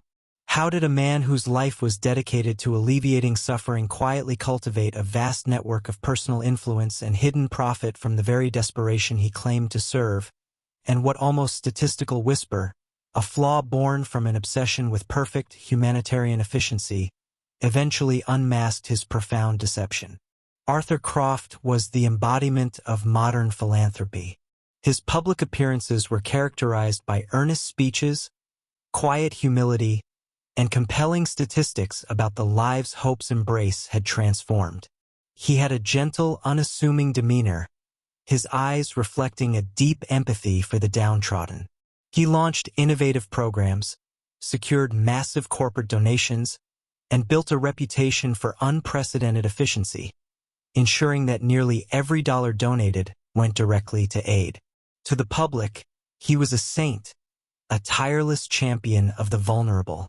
But Arthur Croft, beneath his polished altruism, saw human suffering as a unique resource, a means to cultivate an invisible web of favors, information, and quiet financial gain. He wasn't overtly stealing. He was harvesting influence and channeling funds through a labyrinth of seemingly legitimate, interconnected entities. His method was a masterpiece of benevolent control. When individuals or small businesses, facing ruin, sought help from Hope's Embrace, Arthur would not just offer a handout. He would provide a holistic solution, perhaps a significant loan disguised as a startup grant for a struggling entrepreneur, or a rental assistance package that subtly involved using a property owned by one of Arthur's shell corporations. The repayment terms for these grants were often structured to be perpetually just out of reach, ensuring a quiet, ongoing indebtedness. For grateful beneficiaries who found stability through Hope's Embrace, a subtle request might follow, a volunteer position that involved discreetly collecting sensitive information, or a favor to quietly influence a local community board vote, or even to steer a city contract towards a specific, preferred vendor. The leverage was never explicit. It was built on gratitude, quiet dependence, and the unspoken fear of losing the support that had pulled them from the brink. The true financial gains for Arthur flowed not from outright theft, but from inflated service contracts. Hope's Embrace would outsource services, catering for soup kitchens, security for shelters, vocational training materials, to a network of seemingly independent companies that were, in fact, quietly controlled by Arthur through layers of holding companies and dummy directors. These companies would charge significantly above market rates, siphoning off millions from donated funds. Yet the services themselves were always delivered, ensuring no obvious breach of trust. The money then returned to Arthur as management fees or investment returns, laundered through diverse portfolios. His personal life remained comfortably modest, his public persona meticulously maintained, further reinforcing the image of a selfless leader. For years, Arthur's system was impregnable. Who would audit a charity built on such universal goodwill? The sheer volume of transactions and the complexity of the nonprofit financial landscape, coupled with Arthur's unblemished reputation, shielded him from scrutiny. Any questions about costs were met with compelling, data-driven presentations on efficiency maximization and Innovative resource allocation. The first faint tremor in Arthur's meticulously constructed world came not from a disgruntled beneficiary or an investigative journalist, but from an unexpected source. A young, idealistic data scientist named Dr. Clarasone, who had volunteered her time to help Hope's Embrace optimize their outreach programs. Clara was obsessed with the nuances of statistical reporting and the messy reality of human behavior. She began to notice a peculiar, almost unnatural smoothness in Hope's Embrace's internal financial reports and impact statistics. The numbers for overhead costs and percentage of funds directly to aid were consistently impeccably perfect, always hitting their targets with almost no variance month after month, year after year. This was statistically improbable for any large-scale, real-world charity, which should experience natural fluctuations, unexpected costs, and unpredictable human variables. It was as if the data had been too well managed, too perfectly aligned with the public image. Clara's investigation was a quiet, academic pursuit of anomaly. She applied advanced statistical models to Hope's Embrace's financial data, comparing its variances and distributions to those of other large charities. Her algorithms flagged consistent minute rounding patterns in expenses, particularly in the categories related to external service providers, and an uncanny absence of the usual financial noise or outliers that characterize legitimate, complex operations. Her breakthrough came when she identified a unique, almost imperceptible commonality in the metadata of the invoices from these external providers, a specific, repeated, and non-standard serial number format that linked them all to a single, unlisted software system, which in turn was registered to a small, private accounting firm that had no other apparent clients. The statistical whisper was the digital fingerprint of Arthur's obsession with presenting a perfect, unassailable financial picture. When federal investigators, armed with Clara's irrefutable statistical and digital forensics, finally approached Arthur Croft, he was addressing a room full of donors, passionately advocating for increased funding for his programs. There was no dramatic confrontation, no public spectacle. Instead, 2 U.S. attorneys and Dr. Sohn herself quietly waited for him in his office. He greeted them with his customary calm, offering them coffee. They didn't shout accusations. They simply laid out the evidence. A series of intricate charts illustrating the statistically impossible consistency of his financial reports, the unique digital signature linking his various service providers, and the undeniable flow of funds to his hidden entities. Arthur looked at the data, his expression slowly shifting from composed confidence to a quiet, profound realization. His world, built on the illusion of perfect philanthropy and the silent leverage of human need, had finally been unraveled, not by a single act of overt fraud, but by the relentless pursuit of an unseen truth, exposed by the very perfection he had so meticulously cultivated. The faded photograph, tucked into an old police file, showed a stern-faced man in a tailored suit, his gaze piercing. It was Alastair Finch, known as the Curator, a man who orchestrated the theft of priceless art and artifacts not for their monetary value alone, but for the intricate intellectual challenge they presented. His targets weren't banks or armored cars, but the supposedly impregnable vaults of European museums and private collections. When an unprecedented wave of high-profile art disappearances swept across the continent in the early 1990s, leaving no trace but a faint scent of cynicism, many wondered how a single individual could consistently outsmart the most sophisticated security systems. But what subtle flaw in Alastair's carefully constructed illusions would ultimately lead to his downfall, and what peculiar motivation drove him beyond mere profit? Alastair Finch was a ghost in the world of high art, a connoisseur with an illicit passion. He wasn't a brutish thief. He was an artist of infiltration. His canvas the security protocols of the world's most revered institutions. His background was as elusive as the shadows he worked within. Rumors spoke of a discarded academic career, a disgraced historian, a brilliant mind twisted by a sense of intellectual superiority. He never touched a piece himself, preferring to orchestrate from a distance. His network consisted of specialists, ex-military infiltrators, master forgers, digital experts capable of creating phantom security breaches, and even a few disillusioned museum conservators with intimate knowledge of a building's weaknesses. His modus operandi was a silent ballet of misdirection and psychological manipulation. He didn't smash display cases. He manipulated the environment around them. Imagine a museum's new, state-of-the-art security system being installed. Alistair would subtly introduce a flaw, a tiny glitch in the software, a seemingly insignificant blind spot in the camera feed days or even weeks before the actual heist. He'd create a carefully crafted decoy event, a false alarm at a different wing of the museum, a minor distraction at a nearby cultural event, drawing attention away from his true target. The goal wasn't just to steal the art, but to prove that he could, that no system was truly impregnable, that he understood the art of security better than its designers. Alistair's motivations were complex, far beyond simple financial gain.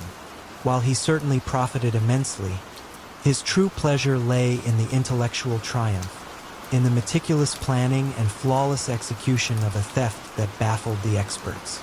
He often chose pieces with historical significance, items that presented a unique challenge in terms of their protection or their public profile. He viewed himself as a collector of impossible feats, a curator of the uncatchable. You could sense his almost palpable satisfaction in the detailed, anonymous manifestos he sometimes leaked to select art critics after a particularly audacious theft, describing the elegance of the breach, subtly mocking the perceived invincibility of the institutions.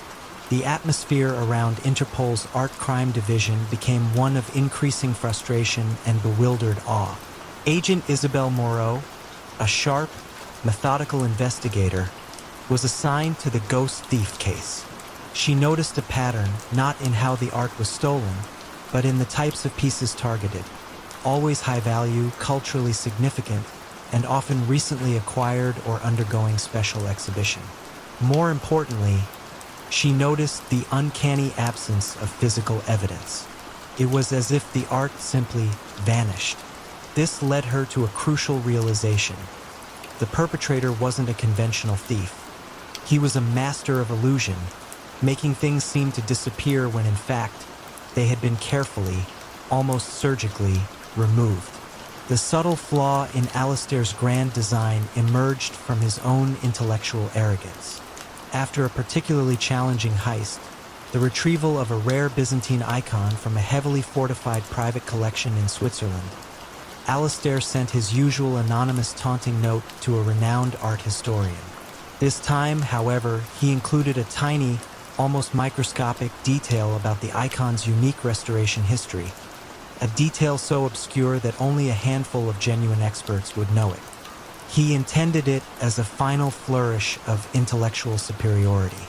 The historian, an elderly, meticulous scholar, recognized the detail immediately. It wasn't just knowledge. It was a specific, almost pedantic interpretation of that detail that matched the work of a student he had once taught. A student who had disappeared years ago after a scandal involving academic plagiarism. Alistair Finch. The scholar, disturbed by the implication, quietly relayed this information to Agent Moreau. It wasn't a direct link, but it was a crucial starting point. Moreau began to investigate Finch's past, tracing his academic records, his intellectual interests, and the specific historical periods and artistic movements he had specialized in. This granular focus, this shift from "how was it stolen?" to "who would know this much?" slowly unraveled Alistair's web. The intellectual challenges he sought, and the specific obscure knowledge he used to highlight his triumphs, provided the unique fingerprint needed to identify him. The raid on his quiet London flat, far from any overt display of wealth, revealed not the stolen art, which he had already meticulously fenced through untraceable channels, but his true treasure, an extensive cross-referenced library of art history, security manuals, and meticulously detailed plans for future heists, each a testament to his chilling genius. As Alistair was led away, he offered a small, almost imperceptible smile. He had been caught, yes, but only because he had revealed too much of his own intellectual artistry. And as the international art world breathed a collective sigh of relief, many couldn't help but wonder if the curator had merely retired, or if he was already planning his next, even more audacious exhibition from behind bars. In the heart of bustling Amsterdam, during the late 1990s, a seemingly legitimate import-export business dealing in high-end textiles quietly funneled millions in illicit narcotics across continents. Yet its charming, sophisticated owner, Elias Vandenberg, was known only for his impeccable taste and philanthropic ventures. How did a man so publicly admired manage to orchestrate one of Europe's most extensive drug smuggling operations, cloaked in the elegance of fine fabrics, and what almost poetic misstep, a flaw in the very beauty he professed to love, eventually exposed his elaborate deception? Elias Vandenberg was the epitome of Amsterdam chic. His company, Vandenberg Silks, occupied a magnificent canal-side townhouse, its windows displaying exquisite bolts of silk, fine linens, and rare tapestries from Asia and the Middle East. Elias himself was a patron of the arts, a frequent guest at gallery openings, and a generous donor to local charities. He was known for his discerning eye, his impeccable manners, and his fluency in several languages. He cultivated an image of refined success, a testament to legitimate enterprise. But beneath the shimmering surface of the silk trade lay a darker, far more profitable venture: the systematic high-volume smuggling of heroin from Central Asia into Europe, using the vast, intricate network of his textile import routes as an impenetrable cover. His method was both elegant and brutal in its simplicity. The narcotics were expertly woven into the very fabric of the textiles themselves, or carefully concealed within the dense bales of raw silk. The immense volume of legitimate fabric passing through customs, hundreds of thousands of meters of cloth, provided the perfect camouflage for the relatively small, yet highly valuable drug consignments. He meticulously researched customs procedures, port efficiencies, and shipping container inspection rates, always adapting his routes and concealment methods to exploit the weakest points. His contacts in Central Asia were not hardened criminals, but seemingly legitimate suppliers of raw materials, individuals who understood the language of special requests and expedited handling. The money was laundered through the textile business itself, appearing as inflated profits from the sale of luxurious fabrics, or through a network of shell companies in offshore jurisdictions designed to blend seamlessly into the global flow of legitimate trade. Elias oversaw every detail with the precision of a master weaver. He personally inspected certain special shipments, ensuring the concealment was flawless. He maintained impeccable relationships with customs officials, often through legitimate means like providing insightful market data or hosting exclusive cultural events, subtly building a web of goodwill that deterred closer scrutiny.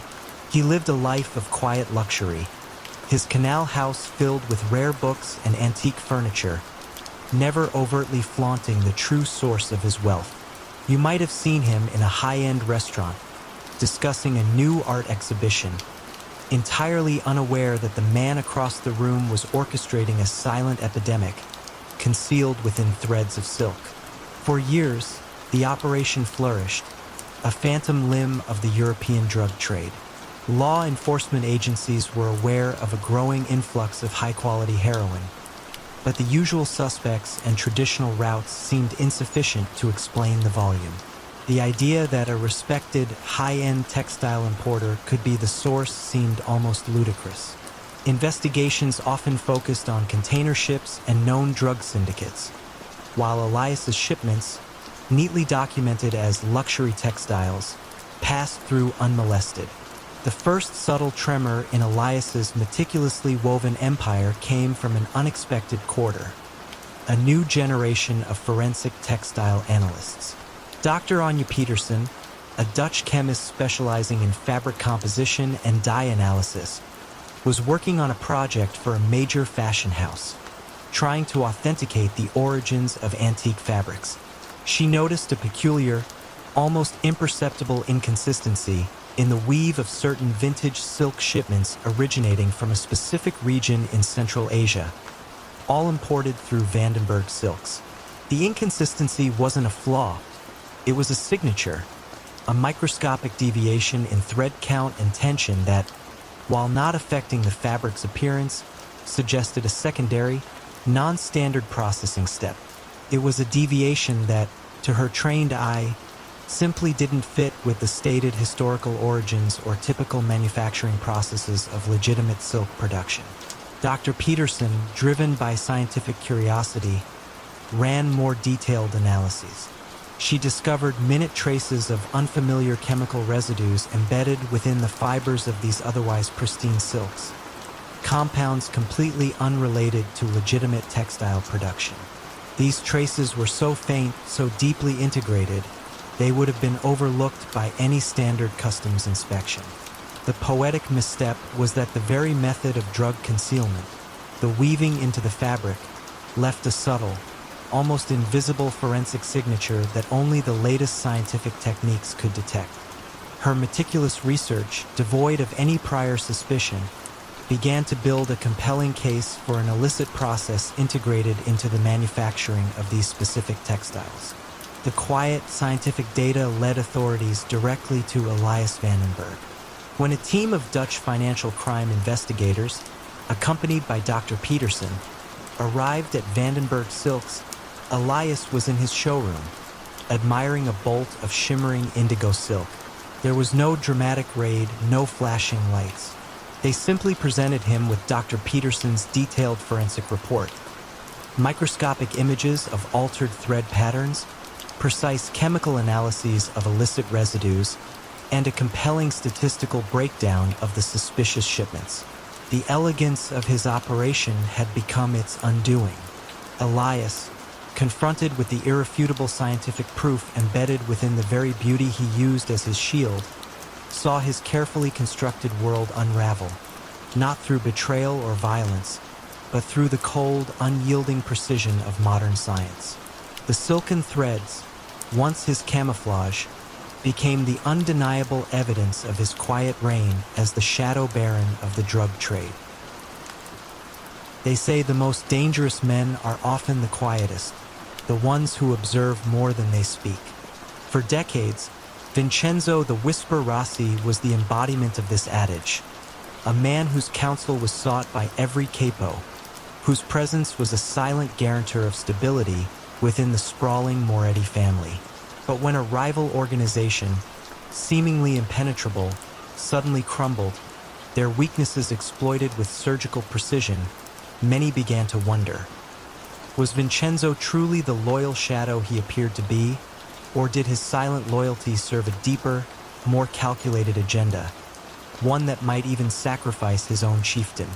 Vincenzo had risen through the ranks not by pulling triggers or strong-arming debtors, but through the astute application of intellect. He was the strategist, the quiet problem solver, the one who could untangle a knot of rivalries or defuse a brewing turf war with a few carefully chosen words. His office, a modest affair above a bakery in Naples in the 1960s, was always immaculate, its air thick with the scent of fresh bread and simmering espresso, a stark contrast to the volatile world he navigated. He possessed an uncanny ability to read people, to anticipate their moves, and to identify the subtle fissures within any alliance. The old Don, Pietro Moretti, had trusted Vincenzo implicitly, seeing in him a reflection of his own steady hand, a guarantor of the family's future. But the future, as always, arrived with changes. When Don Pietro passed, his son, Marcello Moretti, inherited the mantle. Marcello was a man of flash and temper, impatient with the old ways, eager to expand the family's influence through aggressive, often reckless, means. He favored grand gestures over quiet negotiations, direct confrontation over subtle manipulation. You could almost feel the tension in the air during family meetings as Marcello, full of bluster, would disregard Vincenzo's calm warnings against overreach. Vincenzo, ever the picture of unwavering loyalty, would simply nod, a slight downturn to his lips, and then meticulously implement the Don's ill-advised directives, ensuring every detail was accounted for, every risk understood, even if unheeded. It was this meticulousness that became Marcello's unwitting undoing. Vincenzo would meticulously carry out Marcello's impulsive orders, but he would also, with almost imperceptible deliberation, fail to mitigate the inevitable consequences of those orders. When Marcello decided to muscle in on a lucrative port operation traditionally controlled by the powerful Bellini family, Vincenzo prepared the groundwork perfectly, securing the necessary local contacts and legal fronts. Yet, a crucial piece of intelligence, a minor, almost insignificant detail about the Bellini's true vulnerability, which only Vincenzo knew, was never explicitly brought to Marcello's urgent attention. It wasn't withheld. It simply wasn't highlighted, buried deep within a stack of less relevant reports. The Bellini conflict escalated, costing the Moretti family significant resources and attracting unwanted police scrutiny. Marcello, frustrated, blamed his lieutenants, unaware that the seeds of his struggles had been quietly nurtured by the very man he trusted most. The atmosphere in the family shifted. Whispers of Marcello's incompetence grew louder.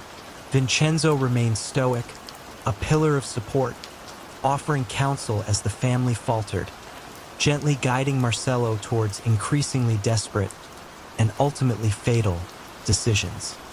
He'd suggest audacious schemes, knowing they were long shots, but framing them as the only way out. The unraveling came swiftly. A botched drug shipment, a direct result of Marcello's insistence on cutting corners against Vincenzo's implied, but not forceful, advice, led to mass arrests. Federal authorities, who had been building a case for years, saw their opening. Marcello was caught in the dragnet, exposed and isolated, his network crippled. Vincenzo, miraculously, remained untouched, having subtly distanced himself from the direct orchestration of the most compromising operations. He became the interim leader, the steady hand guiding the shattered remnants of the Moretti family back from the brink. His reputation for unflappable calm only enhanced. It was years later, in the quiet, reflective aftermath of Marcello's incarceration and the Moretti family's subsequent decline into a shadow of its former self, that a retired detective, poring over old case files, noticed a chilling pattern. Every one of Marcello's major strategic blunders had been preceded by a seemingly innocuous, almost clerical oversight, or a piece of crucial, timely information that had, by sheer coincidence, arrived just a little too late, or was presented in a way that ensured it would be overlooked by the impetuous Don. It wasn't malice or overt sabotage, but a chillingly precise, almost artistic form of strategic inaction. He realized that Vincenzo's loyalty wasn't to any individual, but to the institution itself, and when an individual threatened that institution, Vincenzo became the quiet, unseen arbiter of fate. How many others, the detective mused, might have found their downfall orchestrated by the very hand they implicitly trusted, not with a bang, but with a silent, calculated whisper. The official manifests from the bustling port of Marseille in the 1960s always told a neat story of legal trade and regulated commerce. But beneath the surface, every crate, every barrel, every incoming ship paid an unspoken tariff to one man, a quiet, almost scholarly figure known only as Le Professeur. How did this unassuming man establish such an iron grip on the lifeblood of a major European city? And what tiny ripple eventually capsized his carefully constructed empire? Henri Dubois, Le Professeur. was not the typical image of a criminal kingpin. He wore spectacles, favored tweed jackets, and spoke with the measured cadence of an academic. His office, overlooking the vast expanse of the docks, was more library than lair, filled with maps, shipping schedules, and the faint scent of pipe tobacco.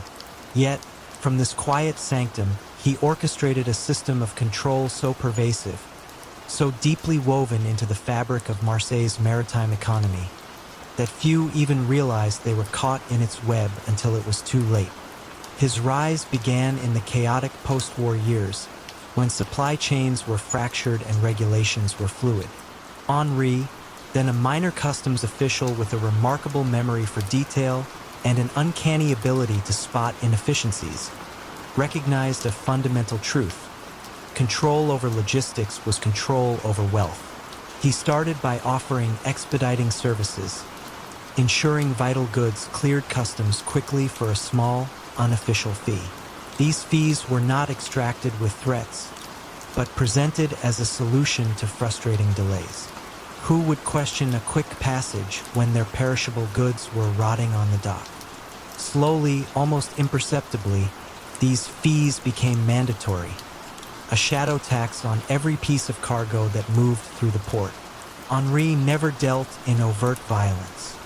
His power lay in his profound understanding of process, his network of seemingly innocuous contacts, and the devastating efficiency with which he could halt, delay, or misplace any shipment that bypassed his system.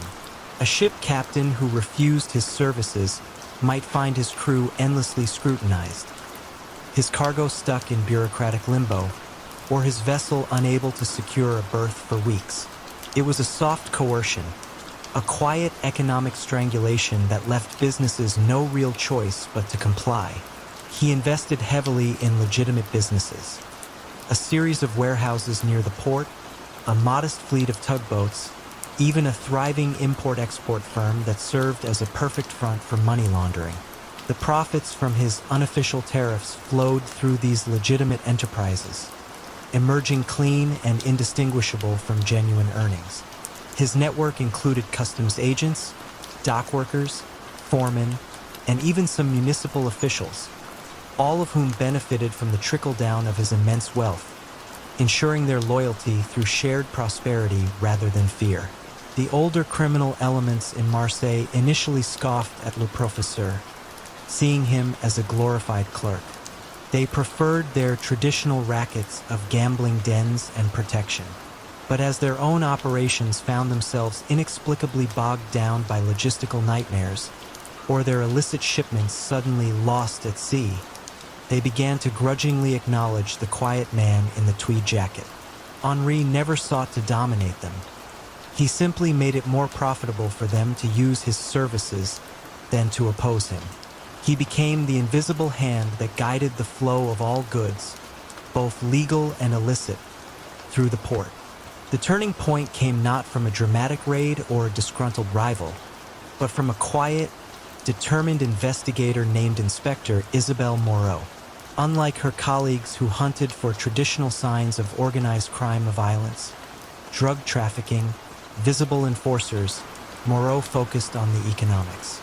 She noticed patterns, unusual spikes in revenue at certain warehousing companies, inexplicable delays for specific types of cargo, and a peculiar consistency in the processing fees charged by seemingly disparate entities. It was a financial fingerprint, leading her to the one man whose name kept appearing in the background of these transactions, always associated with advisory roles, never direct ownership: Henri Dubois. Moreau began to interview the victims, the small business owners, the shipping agents, the independent captains who had silently chafed under Le Professeur's shadow tax for years. They were terrified to speak openly, but the accumulation of their quiet frustrations, their whispered accounts of goods spoiled and livelihoods ruined by mysterious delays, began to form a cohesive narrative. The key was convincing a mid-level port authority official, Jean-Pierre, whose conscience was increasingly troubled by the economic hardship imposed on the city's smaller merchants, to provide the crucial internal documents. Jean-Pierre didn't offer explosive revelations of violence, but rather meticulously detailed ledgers, internal communication memos, and a web of shell company contracts that revealed the true ownership structure. The arrest of Henri Dubois was, fittingly, undramatic. He was found in his office, immersed in a complex logistics puzzle, not a gun in sight.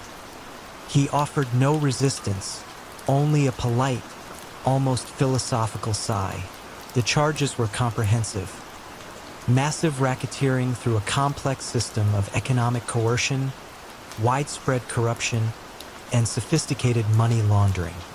His trial was less about sensational acts of violence and more about the intricate, almost elegant architecture of his criminal enterprise. Prosecutors presented detailed flowcharts illustrating the flow of money, cross-referenced shipping manifests against bank transfers, and built a case on the undeniable pattern of financial exploitation. Le Professeur sat quietly, occasionally adjusting his spectacles, observing the proceedings with an almost academic detachment. He had built a system so subtle, so logical, that he seemed genuinely surprised it could be classified as criminal. Ultimately, it was the sheer volume of meticulous documentation, the quiet testimonies of those he had subtly exploited, and the relentless detective work of Inspector Moreau that brought him down. His empire, built on the invisible currents of commerce and the quiet power of the bottleneck, collapsed not with a bang, but with the rustle of turning pages and the quiet click of a gavel. The port of Marseille breathed a collective, almost imperceptible sigh of relief, finally free from the silent, unseen grip of its most powerful and elusive master. The grand steel skeleton of the new convention center, a beacon of progress for the city, stood frozen against the skyline. Months after its ambitious groundbreaking, not a single girder had been raised beyond the initial foundation. The official explanation was unforeseen labor disputes, a familiar murmur in the city's ears. But how could an entire city's construction industry be held hostage by unseen forces? And what quiet, unbreakable chains bound its future to a man whose only tool was a pen and an iron will? Michael O'Connell, publicly the revered head of the powerful Local 372 of the Builders and Allied Trades Union, was, in private, the city's true architect of progress, or more accurately, its quiet gatekeeper. In the gritty, high-stakes world of urban development in the 1970s, where fortunes were made and lost on the swing of a wrecking ball, O'Connell operated with the precision of a master chess player. He was not the muscle-bound enforcer of popular imagination. His influence emanated from the intricate, often opaque, rules that governed every hammer swing and concrete pour. O'Connell began his ascent not in the dusty trenches, but in the Union Hall's quiet back offices. A shrewd organizer with an uncanny grasp of collective bargaining agreements and jurisdictional nuances, he quickly rose through the ranks. He understood that ultimate power lay not in owning land or capital, but in controlling the very hands that shaped the urban landscape. He cultivated loyalists within every trade, quietly elevating those who understood the delicate balance of mutual benefit and veiled obligation. He made it clear, without ever needing to say it aloud, that progress in the city's construction sector flowed only through channels he approved. His criminal enterprise was a sophisticated, almost bureaucratic form of racketeering and money laundering. Construction companies, desperate to avoid the crippling delays of labor disputes, found themselves quietly paying consulting fees to O'Connell's network of seemingly legitimate firms. These fees weren't for advice. They were for the guarantee of uninterrupted work, for avoiding the sudden discovery of non-existent safety violations or the inexplicable disappearance of skilled laborers. The coercion was subtle. No threats, just the quiet, chilling reality that a stalled project meant ruin. Companies soon learned that the cost of compliance, though high, was always less than the cost of resistance. Money laundering was executed through inflated contracts and shell companies. The union's immense pension fund, meant to secure the futures of its diligent workers, became a primary source. Millions were invested in O'Connell-controlled construction supply companies that charged exorbitant prices for low-quality materials, or in equipment rental firms whose machinery mysteriously broke down, requiring costly repairs and endless re-rentals. These operations, often entirely legitimate on paper, became conduits for siphoning off funds, transforming illicit gains into clean, verifiable corporate profits. Ghost employees, listed on project payrolls, further swelled the flow of funds, their wages disappearing into O'Connell's coffers. The unraveling began with a persistent, methodical assistant U.S. attorney named Clara Vance. She wasn't investigating organized crime in the traditional sense. She was pursuing a pattern of unusually high construction costs across municipal projects, coupled with a perplexing absence of competitive bidding. Her focus was on economic efficiency, or rather, the lack thereof. She noticed that almost every major project in the city, regardless of the lead contractor, shared an invisible common denominator: a mysterious increase in unforeseen labor costs or delays that invariably led to contract renegotiations benefiting a select few. It was a statistical anomaly that whispered of deeper systemic corruption. Clara's investigation was a deep dive into financial records, union contracts, and building permits.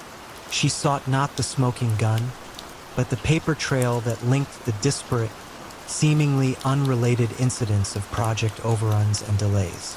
Her breakthrough came from a frustrated, meticulous project manager, a man named Thomas, who worked for a major construction firm.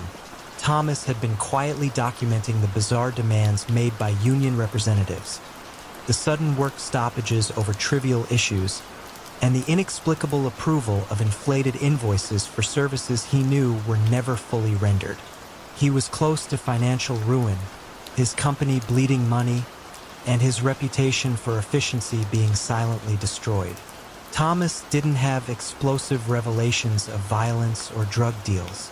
Instead, he provided Clara with a ledger, meticulously maintained in secret, detailing every extra fee paid, every ghost employee identified, and every unforeseen delay engineered by O'Connell's network. He laid bare the system of quiet extortion, detailing how the threat of a prolonged strike or the mysterious disappearance of vital equipment became the lever for extracting unearned millions. He explained how their company was coerced into using certain O'Connell-affiliated subcontractors, even if their bids were significantly higher, simply to ensure work continued. The federal investigation, now armed with Thomas's detailed accounts and Clara's financial forensics, shifted focus. They started tracing the money from the inflated contracts back through shell companies, many of which had silent, interlocking ownerships linked back to O'Connell's family members or long-term associates. They revealed how pension funds were being systematically bled dry through fraudulent investments, jeopardizing the retirement of thousands of hardworking union members. The quiet hammer of economic leverage was now being turned into undeniable evidence of fraud. Michael O'Connell's arrest was as understated as his reign. He was apprehended at a charity gala, mid-conversation with a city councilman, discussing urban renewal. There were no shouts, no struggle, just the quiet click of handcuffs beneath his impeccably tailored suit jacket. His trial was less about the dramatic testimony of victims of violence and more about the intricate unraveling of financial deceit. Prosecutors presented reams of documents showing the systematic inflation of costs, the phantom projects, and the labyrinthine flow of money from city coffers and union funds into O'Connell's private empire. The jury, made up of ordinary citizens, listened intently as the quiet mechanisms of economic strangulation were laid bare. O'Connell's empire, built not on concrete and steel, but on the quiet control of labor and the manipulation of financial systems, crumbled under the weight of its own intricate deceptions. The Grand Convention Center eventually continued its construction, but under new management, and with a new sense of quiet relief. The question of its stalled progress and the hidden power behind it was answered. It was the silence of coerced compliance, echoing through the city's very foundations, that had finally been broken. The faint smell of printing ink mixed with expensive cigar smoke in the air of Max, the editor Steiner's clandestine print shop in Berlin during the tumultuous 1920s. He wasn't publishing newspapers or novels, but counterfeit bonds, forged passports, and elaborate financial documents so perfect they could fool even the most seasoned bank clerks. When a sudden surge of seemingly legitimate, yet utterly untraceable, financial instruments began to flood European markets, disrupting economies and making fortunes vanish into thin air, many wondered how such impeccable forgeries could proliferate undetected. But what subtle artistry did Max employ to craft his flawless fakes? And what unexpected, almost microscopic, detail within his masterworks would ultimately betray the quiet genius of the editor? Max Steiner was a man of obsessive precision, a frustrated artist who found his true calling in the meticulous craft of deception. He had a background in fine art restoration and a profound understanding of paper, inks, and typography. He saw every document not just as a piece of paper, but as a complex tapestry of textures, colors, and minute imperfections that spoke volumes to the trained eye. His print shop, hidden behind a legitimate bookbinding business in a dimly lit alley, was a marvel of antiquated machinery and cutting-edge forgery techniques. He was the quiet artisan of the underworld, his tools not guns, but specialized presses, custom-made dies, and an encyclopedic knowledge of historical printing methods. His criminal enterprise wasn't about crude reproductions. Max's forgeries were masterpieces, indistinguishable from the originals to the naked eye, and often even under cursory examination. He didn't just copy, he recreated. For instance, when forging government bonds, he would painstakingly research the exact paper stock, the specific watermark patterns, even the minute variations in ink consistency used by the original printers decades ago. He understood that aging wasn't just about color. It was about the subtle degradation of fibers, the way light reflected off faded pigments. He would even factor in the expected wear and tear of a document handled over time. His network wasn't built on fear, but on reputation. Discerning criminals, international con artists, and even desperate politicians would seek out Max's services, knowing that his work was unmatched. He operated with a quiet confidence, his fee exorbitant, but his product guaranteed. He offered not just forgeries, but entire fabricated identities, complete with backdated tax records and fake bank statements, all crafted with the same obsessive attention to detail. You could almost feel the weight of the elaborate lies he brought into existence, granting legitimacy to the illegitimate and opacity to the illicit. The atmosphere in the financial capitals of Europe became one of growing unease. Bankers and treasury officials began to notice a peculiar phenomenon. Certain high-value transactions involving older, seemingly legitimate bonds or securities were untraceable after a few transfers. The documents themselves passed all initial authenticity checks, yet their origin vanished. This led to a quiet panic, as trust in the financial system began to erode. Max, meanwhile, continued his work, fueled by a sense of intellectual superiority, believing his artistry was beyond detection. The unraveling began, not with a suspicious transaction, but with a highly unusual request from a central bank's forensic expert.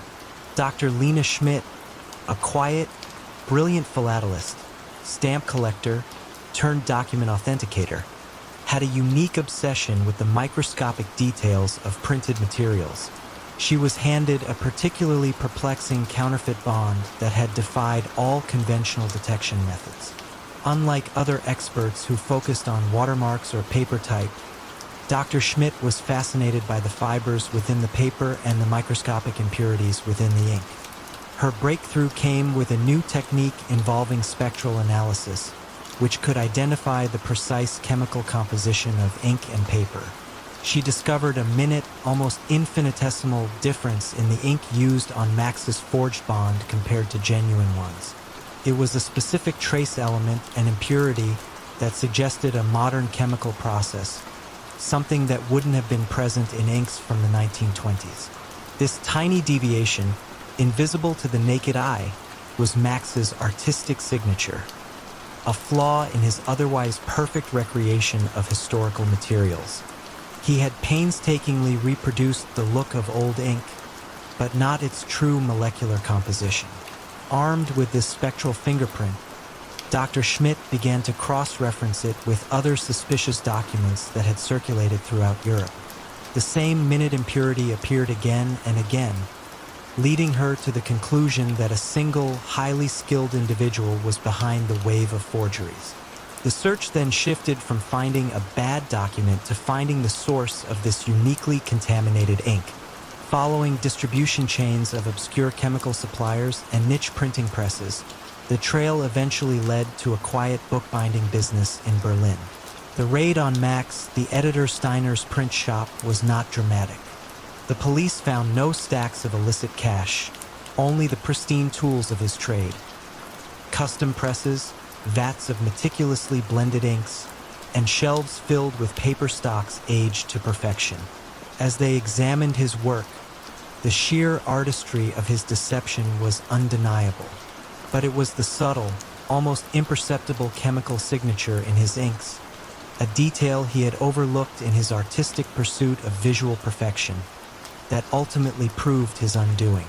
As Max was led away, he cast a final, almost wistful glance at his presses. He had been betrayed not by a human weakness, but by a microscopic flaw in his own masterpiece. And as the financial world slowly recovered its equilibrium, the question lingered: how many silent artists of deception, blinded by their own brilliance, leave behind the very clues that lead to their unmasking? The aroma of freshly baked bread usually brought comfort, but in the small Sicilian town of Corleone in the late 1950s, the scent emanating from Papa Rocco's bakery carried a heavier, more complex essence: the quiet, pervasive presence of organized crime. Rocco the Baker Moretti was not merely crafting loaves. He was crafting a legacy of fear and control, using the ancient, unwritten codes of the Mafia to establish an unbreakable grip on the local economy. When whispers of an economic drought began to spread through the town, businesses mysteriously failing, shops unable to secure vital supplies, many suspected more than just bad luck. But what subtle, yet suffocating, form of coercion did Rocco employ to maintain his absolute dominion?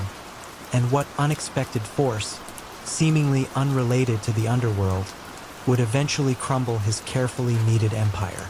Rocco Moretti was a man of tradition, rooted deeply in the ancient ways of the island. He scorned the flashy displays of violence favored by newer generations of gangsters. His power was derived from omerta, from the unspoken law of silence, and from a deep understanding of the local community's needs and vulnerabilities. His bakery was not just a front.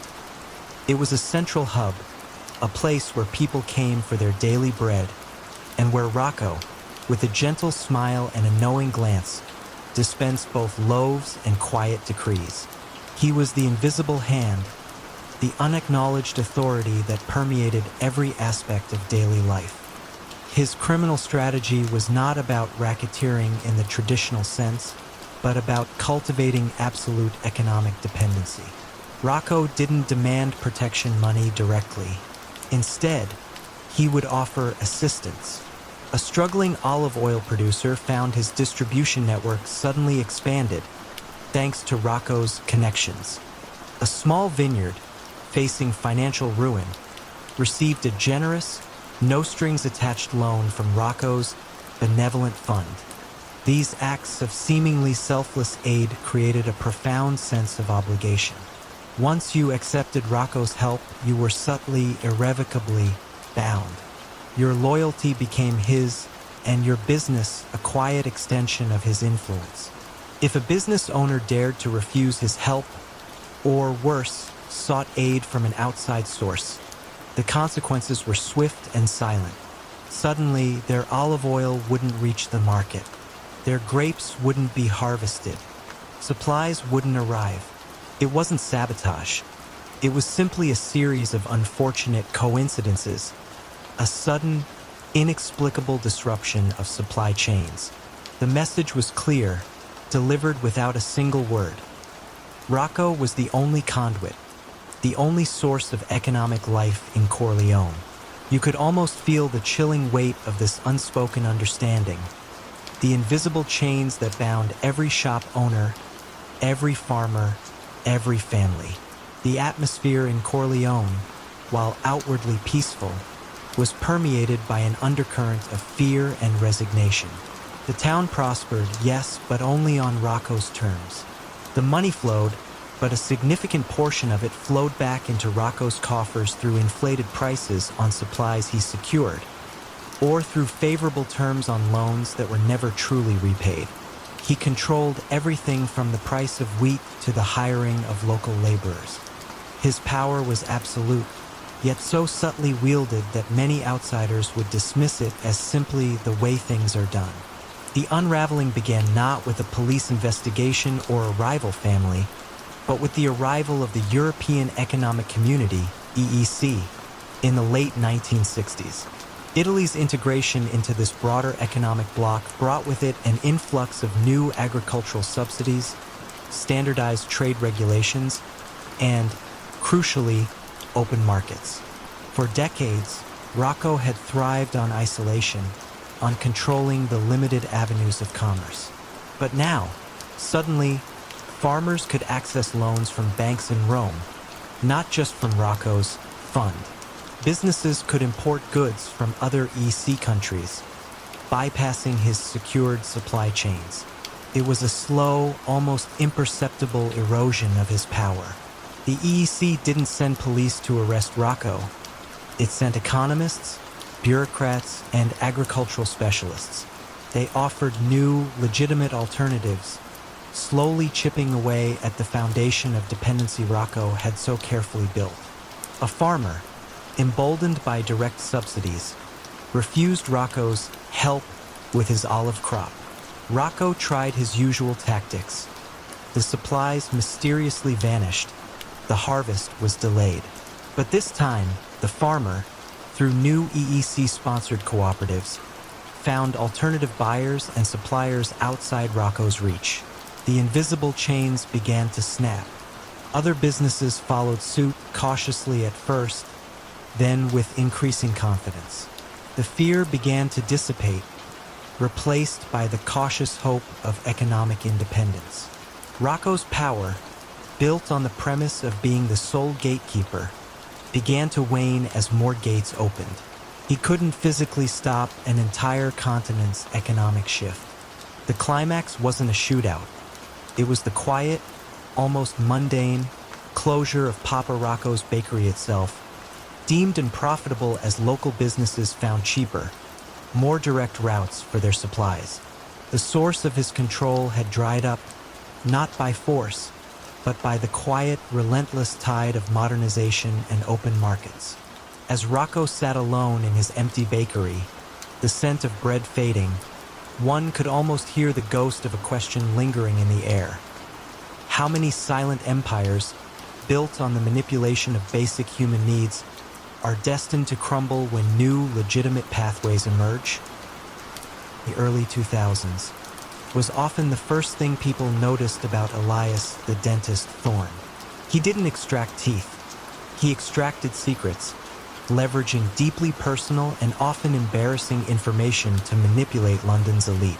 When a string of prominent figures, from politicians to media moguls, found themselves unexpectedly entangled in scandals, their every move seemingly dictated by an unseen hand, many wondered how a man with no overt power could exert such profound control. But what insidious form of soft coercion did Elias wield to bend the powerful to his will? And what seemingly insignificant loose thread overlooked in his meticulous web, would ultimately unravel his empire of whispered threats. Elias Thorne was a master of observation, a quiet predator who understood the dark underbelly of human nature. He had no criminal record, no gang affiliations. His background was as a high-end concierge, a profession that granted him unparalleled access to the private lives of London's wealthiest and most influential. He listened, he watched, and he meticulously cataloged every indiscretion, every hidden vice, every desperate secret. His luxury apartment, far from a criminal lair, felt more like a meticulously organized archive of human frailty, filled with encrypted files and discreetly acquired snippets of information. His criminal strategy was a chillingly effective form of psychological leverage.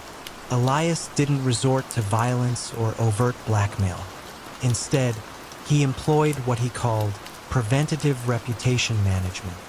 He would subtly approach a target, perhaps a politician with a hidden gambling addiction or a CEO with a secret mistress, not with a threat, but with an offer of discreet services, a quiet solution to a potential public relations crisis that they didn't even know they had until Elias revealed it. He'd present undeniable evidence of their secret, then offer to manage it, ensuring it never saw the light of day. The unspoken cost was compliance, a quiet agreement to a future favor, a subtle nudge in a business deal, or a carefully worded recommendation. The beauty of Elias's method was that his targets rarely even realized they were being blackmailed. They believed they were merely making a prudent decision to protect their reputations. He became an invaluable, albeit terrifying, asset to them, the unseen hand that smoothed over their potential PR disasters, allowing them to continue their public lives unblemished. His influence grew not through fear of punishment, but through the desire to maintain status and avoid public shame. You could almost feel the invisible threads of obligation tightening around London's elite, their public faces maintained at the cost of their silent servitude to Elias. The atmosphere around London's powerful corridors of influence became oddly synchronized. Major policy decisions seemed to shift inexplicably. Lucrative contracts awarded to unexpected bidders. Controversial media stories quietly suppressed. It wasn't overt corruption, but a subtle, pervasive tilt, an unseen current guiding events. Elias, in his quiet apartment, would monitor the news, a slight smile playing on his lips as he saw his carefully placed nudges translate into tangible influence. He was convinced his system was foolproof, built on the one thing people valued most, their carefully constructed public image. The unraveling began, ironically, with a genuine act of compassion. Elias had, for years, been discreetly obtaining confidential medical records through a network of compromised clinic administrators.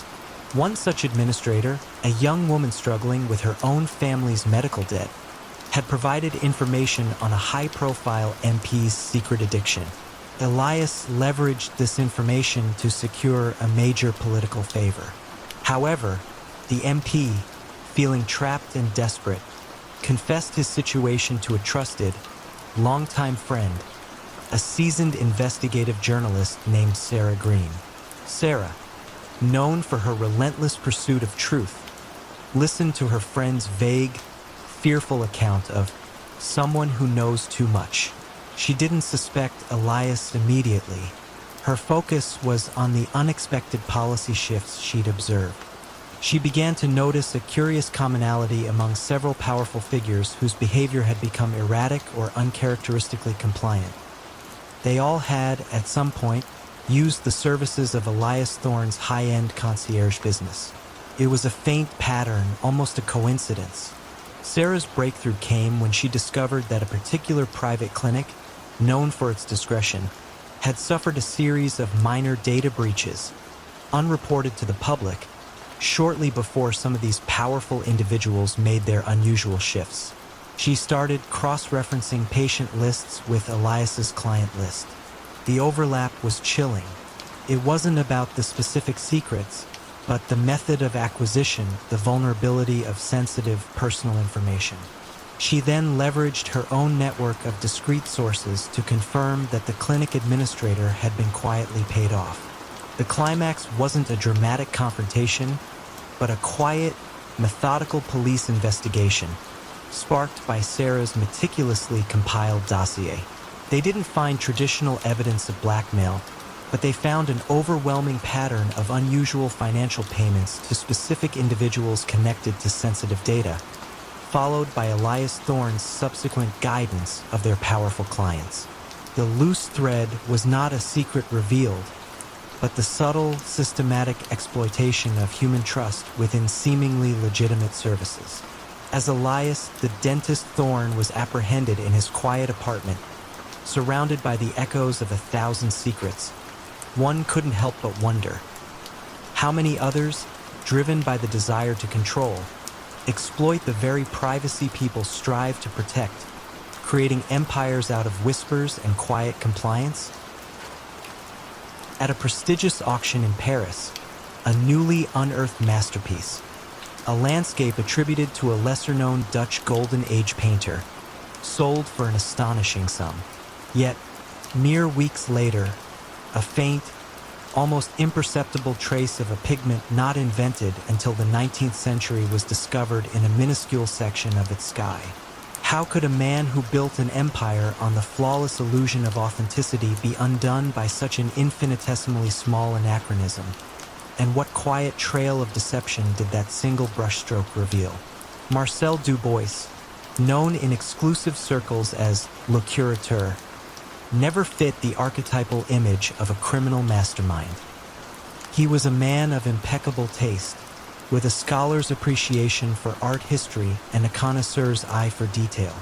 Operating from a discreet atelier in a quiet Parisian arrondissement in the 1960s, he cultivated an air of genteel erudition. His hands, though capable of remarkable artistic precision, were soft, unblemished by the crude realities of the underworld. He didn't traffic in drugs or arms.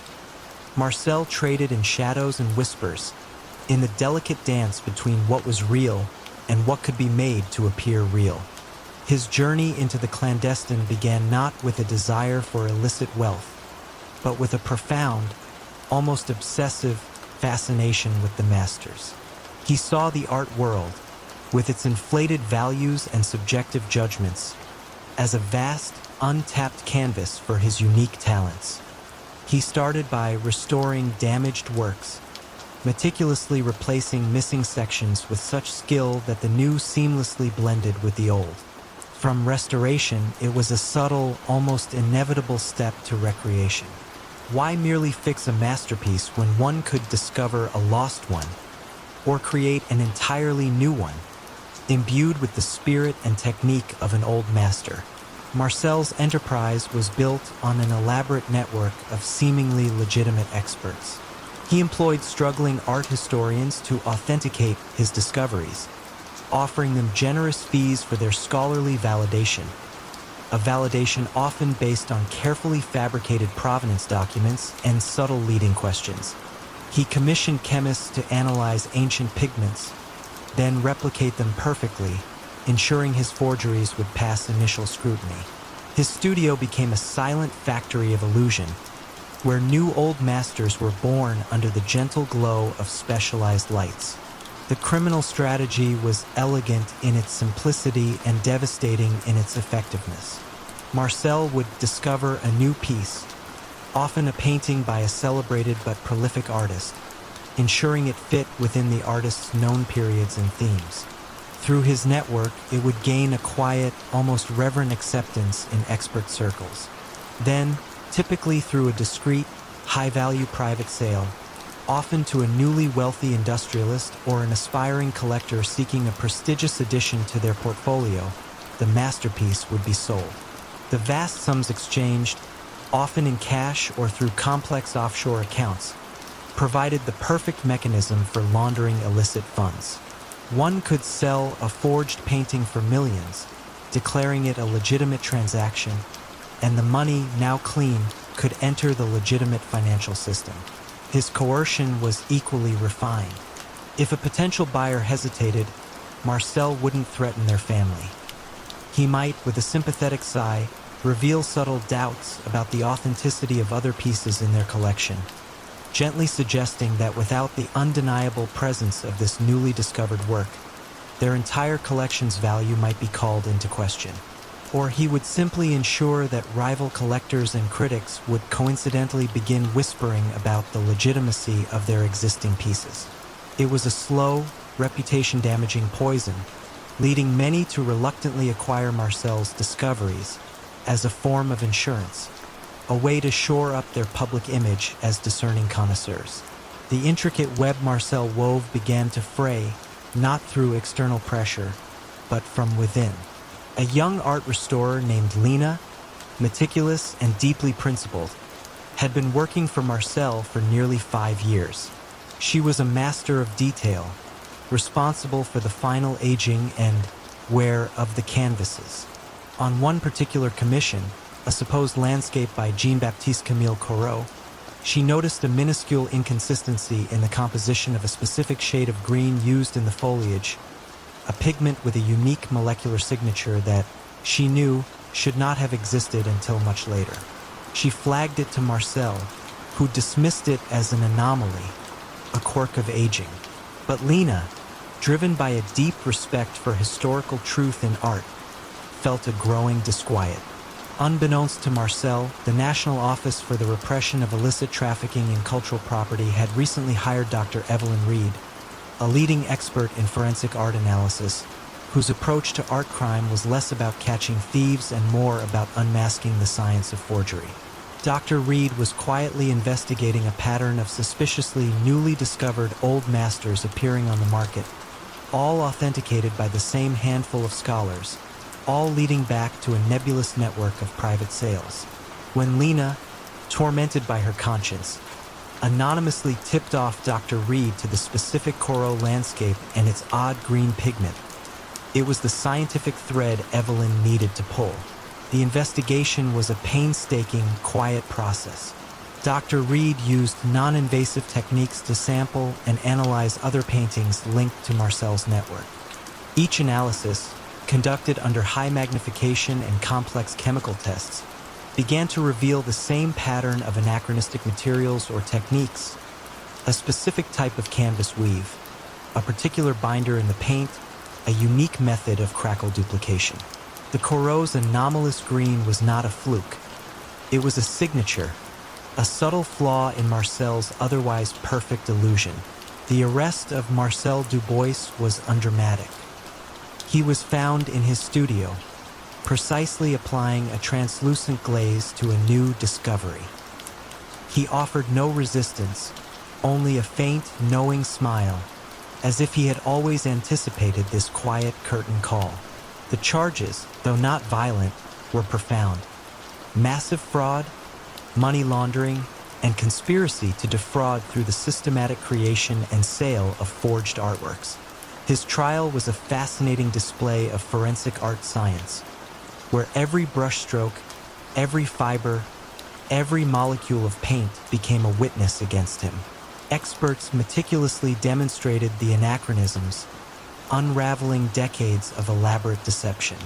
Marcel, ever the academic, listened intently, occasionally nodding at a particularly astute scientific observation. He had been a master of illusion, but the unwavering light of scientific scrutiny ultimately proved too bright for his subtle shadows. His empire, built on the delicate craft of imitation and the quiet manipulation of perception, crumbled. The art world, shaken by the scale of his deceit, began a new era of heightened scrutiny. The question of that single brushstroke was answered. It was the first tremor, the almost silent crack in the curator's meticulously painted facade. In the vast, sprawling freight yards of Chicago during the 1950s, millions of dollars in goods vanished seemingly into thin air, year after year, yet no one ever saw the thief or even knew where to begin looking for such a meticulous, ghost-like operation. How did one man manage to orchestrate such a massive, silent siphoning of valuable cargo from under the noses of countless watchful eyes, and what almost imperceptible flaw in his perfect system eventually brought it all crashing down. Harold Harry Finch was, to outward appearances, a diligent, unassuming freight supervisor for a major railway company in Chicago. His life was a monotonous rhythm of schedules, manifests, and the low rumble of locomotives. He had worked his way up from a humble yard hand, earning a reputation for his meticulous attention to detail and his seemingly unwavering dedication to efficiency.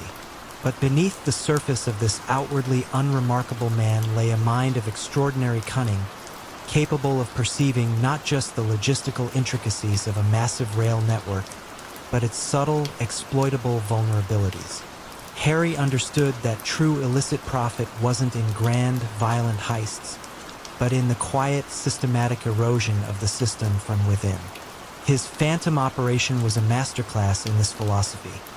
A steady, almost imperceptible siphoning of high-value goods. One crate here, 2 pallets there, never enough to trigger an immediate alarm, but cumulatively amounting to a fortune. His method was built on an intimate understanding of the freight yard's operational blind spots.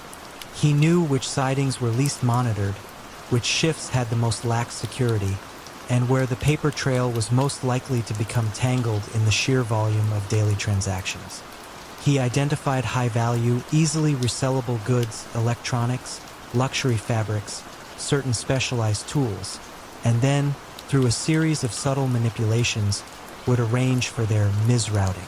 A car would be shunted to the wrong track, a manifest would be subtly altered, a seal would be broken and replaced with an identical counterfeit one.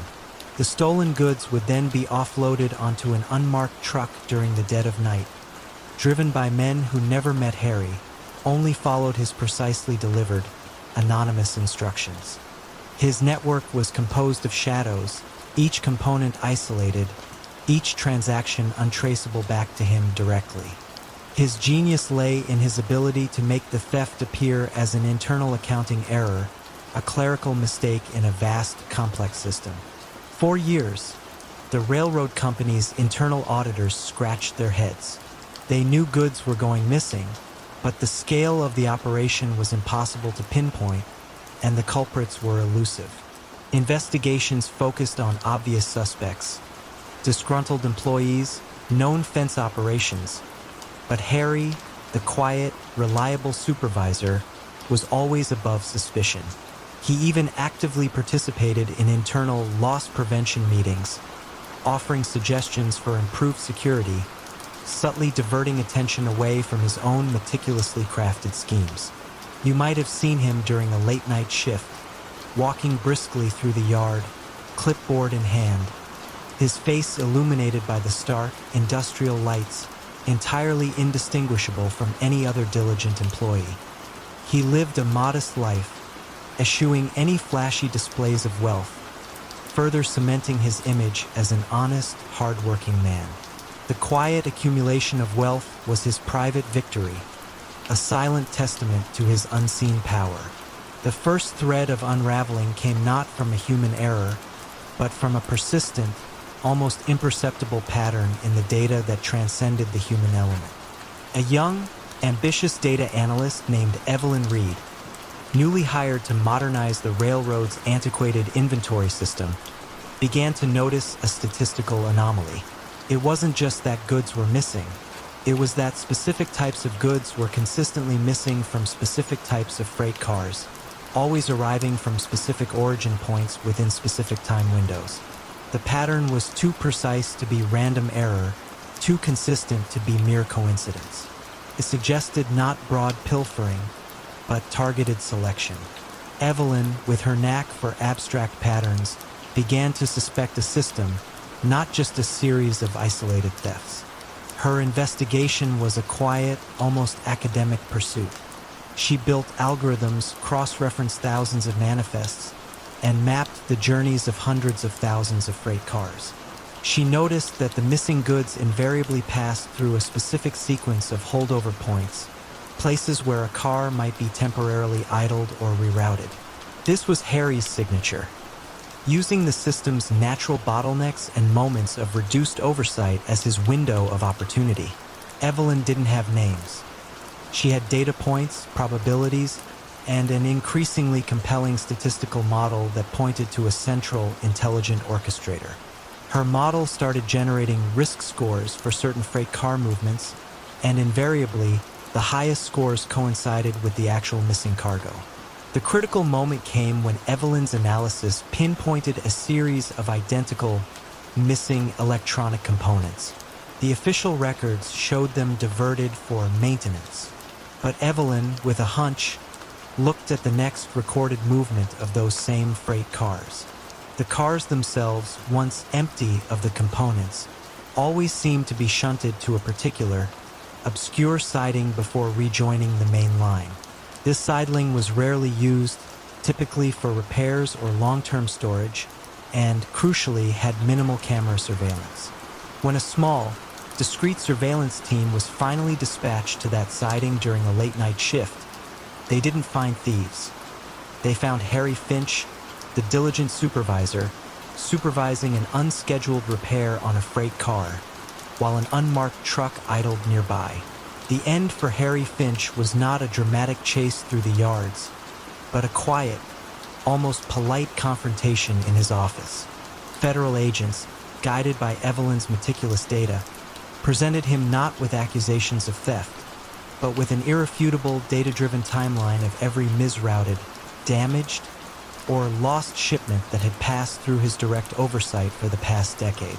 They showed him the statistical probabilities, the patterns he had so carefully crafted, laid bare by the cold logic of algorithms. Harry, confronted with his own silent masterpiece of deception, saw his carefully constructed phantom empire dissolve. The system he had so intimately understood and so expertly manipulated had ultimately betrayed him, not by failing, but by revealing its patterns to an observer who saw the world in numbers. The rhythm of the freight yard continued, but the phantom finally had a name. In the high-stakes world of 1980s Wall Street, where information was power and fortunes were made on whispers, a brilliant, seemingly unassuming corporate lawyer, Michael Thorne, consistently seemed to be one step ahead of every market trend, his advice eerily prescient, yet his sources always remained a mystery. How did a man whose life revolved around legal documents and quiet counsel manage to consistently anticipate market shifts with such uncanny accuracy?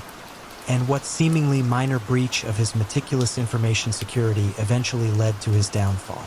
Michael Thorne was the quintessential Wall Street lawyer. His office, high above the bustling streets, was tastefully understated, filled with leather-bound books and a quiet hum of efficiency. He dressed in sober, expensive suits, spoke in measured tones, and his reputation for intellectual brilliance and unwavering discretion was legendary. Clients, from venerable investment banks to aggressive corporate raiders, sought his counsel not just for his legal acumen, but for his uncanny ability to foresee market movements, to predict the subtle shifts in corporate power dynamics that would send stocks soaring or plummeting. He was the quiet advisor behind some of the decade's biggest mergers and most lucrative hostile takeovers, a silent architect of financial destinies. But Michael's true genius lay not in legal analysis, but in the clandestine art of insider trading, built on a foundation of meticulously acquired, highly confidential information. His method was a symphony of soft coercion and cultivated trust. He didn't engage in crude bribery. Instead, he cultivated relationships with key individuals across the financial landscape. A stressed-out executive assistant privy to merger talks, a disillusioned printing press operator with early access to quarterly reports, a junior analyst at a rating agency struggling with mounting medical bills. Michael would offer discreet financial advice or unsolicited investment tips, subtly building a web of indebtedness. He'd help them navigate a personal crisis or subtly suggest a small, seemingly innocuous favor that, unbeknownst to them, would open a pipeline to critical information. The information wasn't delivered as a direct exchange for money. It was a consequence of a carefully nurtured relationship, a quiet understanding of mutual benefit, often with the sources themselves unaware of the true value of the data they were providing or its ultimate destination. Michael never placed a trade himself. He maintained an unblemished public record, his hands clean of direct financial transactions. Instead, he relayed his prescient insights to a handful of trusted intermediaries, high net worth individuals and small, independent investment firms who were always eager for an edge. These intermediaries would then execute the trades, often in small, diversified amounts across multiple accounts, ensuring that no single large transaction would trigger regulatory scrutiny. The profits, once laundered through layers of legitimate investments, would eventually find their way back to Michael, disguised as consulting fees, legal retainers, or lucrative long-term investment returns on seemingly brilliant early-stage ventures. He lived a life of comfortable, but not ostentatious, wealth, further reinforcing his image as a man whose success was simply a byproduct of his exceptional intellect. For years, Michael operated in the shadows, an enigma whose consistent success was admired, if not entirely understood, by his peers. The Securities and Exchange Commission, SEC, knew insider trading was rampant on Wall Street, but proving it was like trying to catch smoke. They pursued the obvious cases, the loudmouths, the greedy showmen. Michael, the whispering lawyer, remained invisible. His office was a fortress of discretion, his conversations carefully couched in legal ambiguities. You might have seen him at a high-power lunch, seemingly lost in thought, but in reality, meticulously piecing together fragments of overheard conversations, assessing body language, and synthesizing data points that would unlock the next market secret. The unraveling began not with a sudden expose, but with a subtle shift in the SEC's approach to enforcement. A new, young investigator named Elena Rodriguez, fresh out of law school and with a background in network analysis, was less interested in individual trades and more interested in patterns of influence. She started charting not just who traded, but who knew whom and who advised whom. Her focus was on the information architects, the individuals whose advice consistently led to unusual profits. Michael Thorne's name kept appearing, not as a trader, but as a consistent, highly profitable advisor to a select group of clients. Elena noticed that whenever Thorne advised a client, that client's subsequent trades often seemed to predict an upcoming event with impossible accuracy. Elena's breakthrough came not from a wiretap, but from a meticulous examination of seemingly innocuous phone records and travel itineraries. She noticed that one of Thorne's long-standing, seemingly independent sources, a senior manager at a major financial printing company, frequently traveled on the same flights as Thorne or stayed at the same luxury hotels, though ostensibly for different conferences.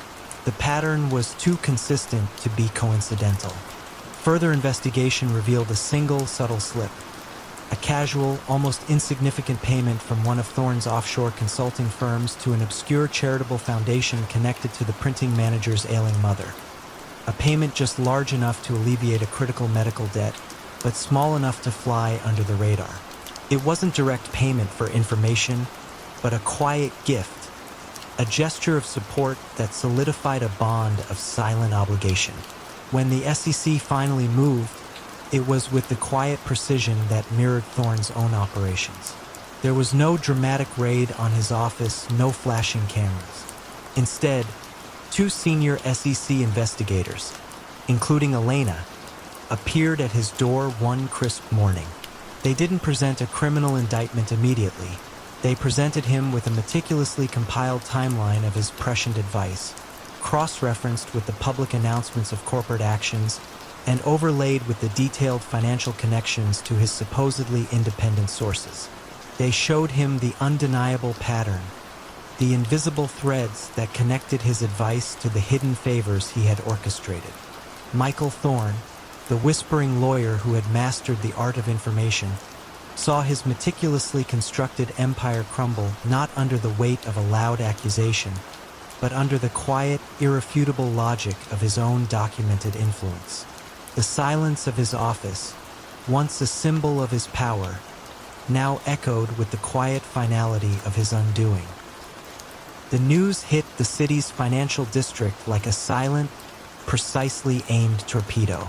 Elias Thorne, the revered titan of Silverbrook development, had inexplicably withdrawn from the highly anticipated waterfront revitalization project.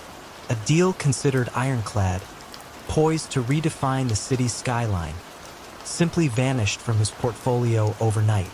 How could a man who built an empire on unwavering certainty and the quiet manipulation of influence abruptly abandon his most public triumph?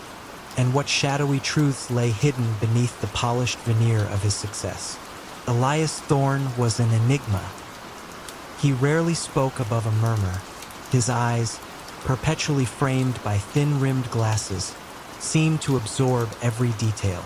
In the bustling boardrooms and hushed private clubs of the 1980s, where development deals were brokered with handshakes and whispered assurances, Thorne was a master of silent persuasion. He wasn't a builder in the traditional sense. He was an orchestrator, a puppeteer whose strings were invisible yet undeniably taut. His rise in Silverbrook was meteoric. Starting with modest land acquisitions, he quickly amassed a portfolio of prime properties, often outmaneuvering more established firms with an uncanny precision. Rivals often wondered how Thorne always seemed to know the exact weaknesses of his competitors, the private vulnerabilities of zoning board members, or the undisclosed financial woes of reluctant property owners. It was never about force. It was about information, meticulously gathered and strategically deployed. Thorne possessed an almost pathological devotion to detail. He employed a discreet network of private investigators, not to unearth criminal activities, but to uncover the quiet indiscretions, the hidden financial struggles, the familial secrets, and the minor ethical lapses of anyone who stood between him and a lucrative deal. These findings were meticulously compiled into what became known, within Thorne's inner circle, as the dossiers. Each dossier was a miniature biography of vulnerability, a silent weapon to be deployed with surgical precision. A zoning official, hesitant to approve a controversial high-rise, might suddenly find his quiet affair with a mistress hinted at in a subtle, untraceable note delivered to his wife's church. A competitor unwilling to sell a crucial parcel of land might discover a forgotten tax irregularity from decades past suddenly resurface, threatening his entire corporate structure. The pressure was never overt, never violent, but always devastatingly effective. It was soft coercion, a gentle but relentless turning of the screws until resistance crumbled, not out of fear for physical harm, but out of terror for public ruin. The money laundering aspect was equally sophisticated. Thorne's properties, particularly his residential complexes, had unusually high occupancy rates, even in slow markets. Many units were purchased by anonymous shell corporations, often paying cash. These seemingly legitimate transactions, spread across dozens of properties, effectively washed billions of dollars from illicit sources, particularly from European clients seeking a stable, secure haven for their questionable wealth. Silverbrook development became a silent, opulent bank for secrets and ill-gotten gains, all overseen by the quiet man in the tailored suit.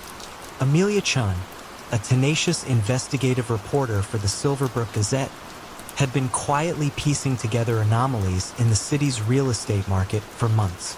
She wasn't looking for Thorne specifically, but rather for patterns of unusual transactions. She noticed that certain land deals, despite their apparent complexity, seemed to resolve themselves with an almost unnatural swiftness, always favoring Silverbrook development. She also tracked an unusual number of private, cash-only sales of high-end apartments within Thorne's properties, all linked to obscure, newly formed limited liability companies. It was a faint whisper of something amiss in the grand symphony of the city's economic growth. The catalyst for Thorne's downfall wasn't a grand exposé, but a quiet act of defiance from an unexpected corner. A well-known city councilman, Robert Maxwell, had been under Thorne's subtle sway for years, silently approving controversial rezoning requests. Maxwell, a man of quiet dignity, was being blackmailed over a minor, long-buried indiscretion from his youth, something innocuous enough to be easily dismissed by anyone who truly knew him, but devastating to his public image. His wife, suffering from a debilitating illness, overheard a hushed, despairing phone call where Maxwell spoke of the files and his obligation to Thorne. Her reaction wasn't anger, but a profound sadness, a quiet weariness with the years of silent servitude. In a quiet, almost resigned moment, Maxwell decided he could no longer bear the weight of the secret. He didn't go to the police, fearing the public scandal. Instead, he anonymously mailed a cryptic package to Amelia Chin. It contained not the damning dossier itself, but a single, seemingly innocuous internal memo from Silverbrook Development, outlining a specific, previously unknown procedure for special client handling related to property acquisition. This memo, combined with a barely legible, handwritten note from Maxwell hinting at the system behind the system, was the thread Amelia needed. Amelia's investigation shifted. She didn't seek out the salacious details of the dossiers. She sought the mechanism of their use. She meticulously cross-referenced the memo's obscure references with public property records, zoning board minutes, and financial statements. She traced the flow of funds through the shell companies, linking them not to violence, but to the quiet, undeniable pressure applied to individuals whose public lives were impeccable but whose private vulnerabilities were exploited. The ultimate unraveling for Elias Thorne wasn't a police raid, but a series of quietly devastating articles by Amelia Chun in the Silverbrook Gazette. The financial elite of Silverbrook, who had silently benefited from or suffered under Thorne's system, began to distance themselves. The anonymous shell companies that had purchased his properties suddenly went dormant. Investors, fearing the scandal of association, began to pull out their funds. The waterfront project, once Thorne's crown jewel, became a symbol of his exposed methods. Elias Thorne was never formally charged with a violent crime. His downfall was far more insidious, a complete and utter loss of trust and reputation. His empire, built on secrets, crumbled not under the weight of an accusation, but under the quiet, relentless scrutiny of truth. He disappeared from public life, his name forever associated not with magnificent buildings, but with the quiet, chilling power of the information he once wielded. The question of his abrupt withdrawal from the waterfront project was answered. The foundations of his power had quietly, irrevocably given way. Corridors of downtown Chicago, amidst the clatter of typewriters and the murmur of ambitious dreams, one man built an empire not with concrete and steel, but with whispers and IOUs. Silas Thorne, a man known more for his meticulously tailored suits and quiet demeanor than any outward display of menace, became the silent architect of a city's underground economy. How could someone so understated, who rarely raised his voice, command such a vast and formidable criminal enterprise? 1. The answer lay in his ledger, a seemingly innocuous, leather-bound book kept in a fireproof safe, its pages filled with neat, precise entries that charted the fortunes and misfortunes of countless individuals and small businesses across Chicago. While other outfit figures were embroiled in turf wars and the rough and tumble of bootlegging and gambling dens, Thorne understood the enduring power of debt. He dealt not in brute force, but in a more insidious form of coercion, financial obligation. His rise began quietly in the late 1950s, a time when the Chicago outfit was already a formidable force, deeply entrenched in various rackets. One thing, unlike their more volatile counterparts, Thorne preferred to operate from the shadows, leveraging his almost preternatural understanding of numbers and human desperation. His network wasn't built on fear of violence, but on the seductive lure of easy money. When a small business owner faced an unexpected crisis, when a gambler chased a spiraling loss, or when a legitimate enterprise needed quick capital that banks wouldn't provide, Silas Thorne was the whispered name. His terms seemed reasonable at first, a small percentage, a handshake agreement. But the interest rates, hidden in plain sight, were astronomical, compounding relentlessly. His collectors were not thugs with baseball bats, but smooth-talking individuals who knew how to apply psychological pressure, reminding debtors of their families, their reputations, the very livelihoods Thorne had ostensibly saved. If a loan wasn't repaid, Thorne didn't send enforcers. He took a piece of the business, slowly, insidiously, until he owned it entirely. Over time, he accumulated a diverse portfolio of legitimate-looking fronts. Dry cleaners, diners, construction firms, even a modest real estate agency, all funneling illicit profits into his coffers. 4. His criminal strategies were a masterclass in subtlety. When disputes arose between rival factions or ambitious underlings, Thorne would often step in, not with a show of force, but as a mediator. He would offer a loan to one side to buy out the other, or acquire the struggling assets of the losing party, thus consolidating more power and wealth without ever having to spill a drop of blood. This approach earned him a grudging respect within the outfit, who saw him as a necessary, if unconventional, asset.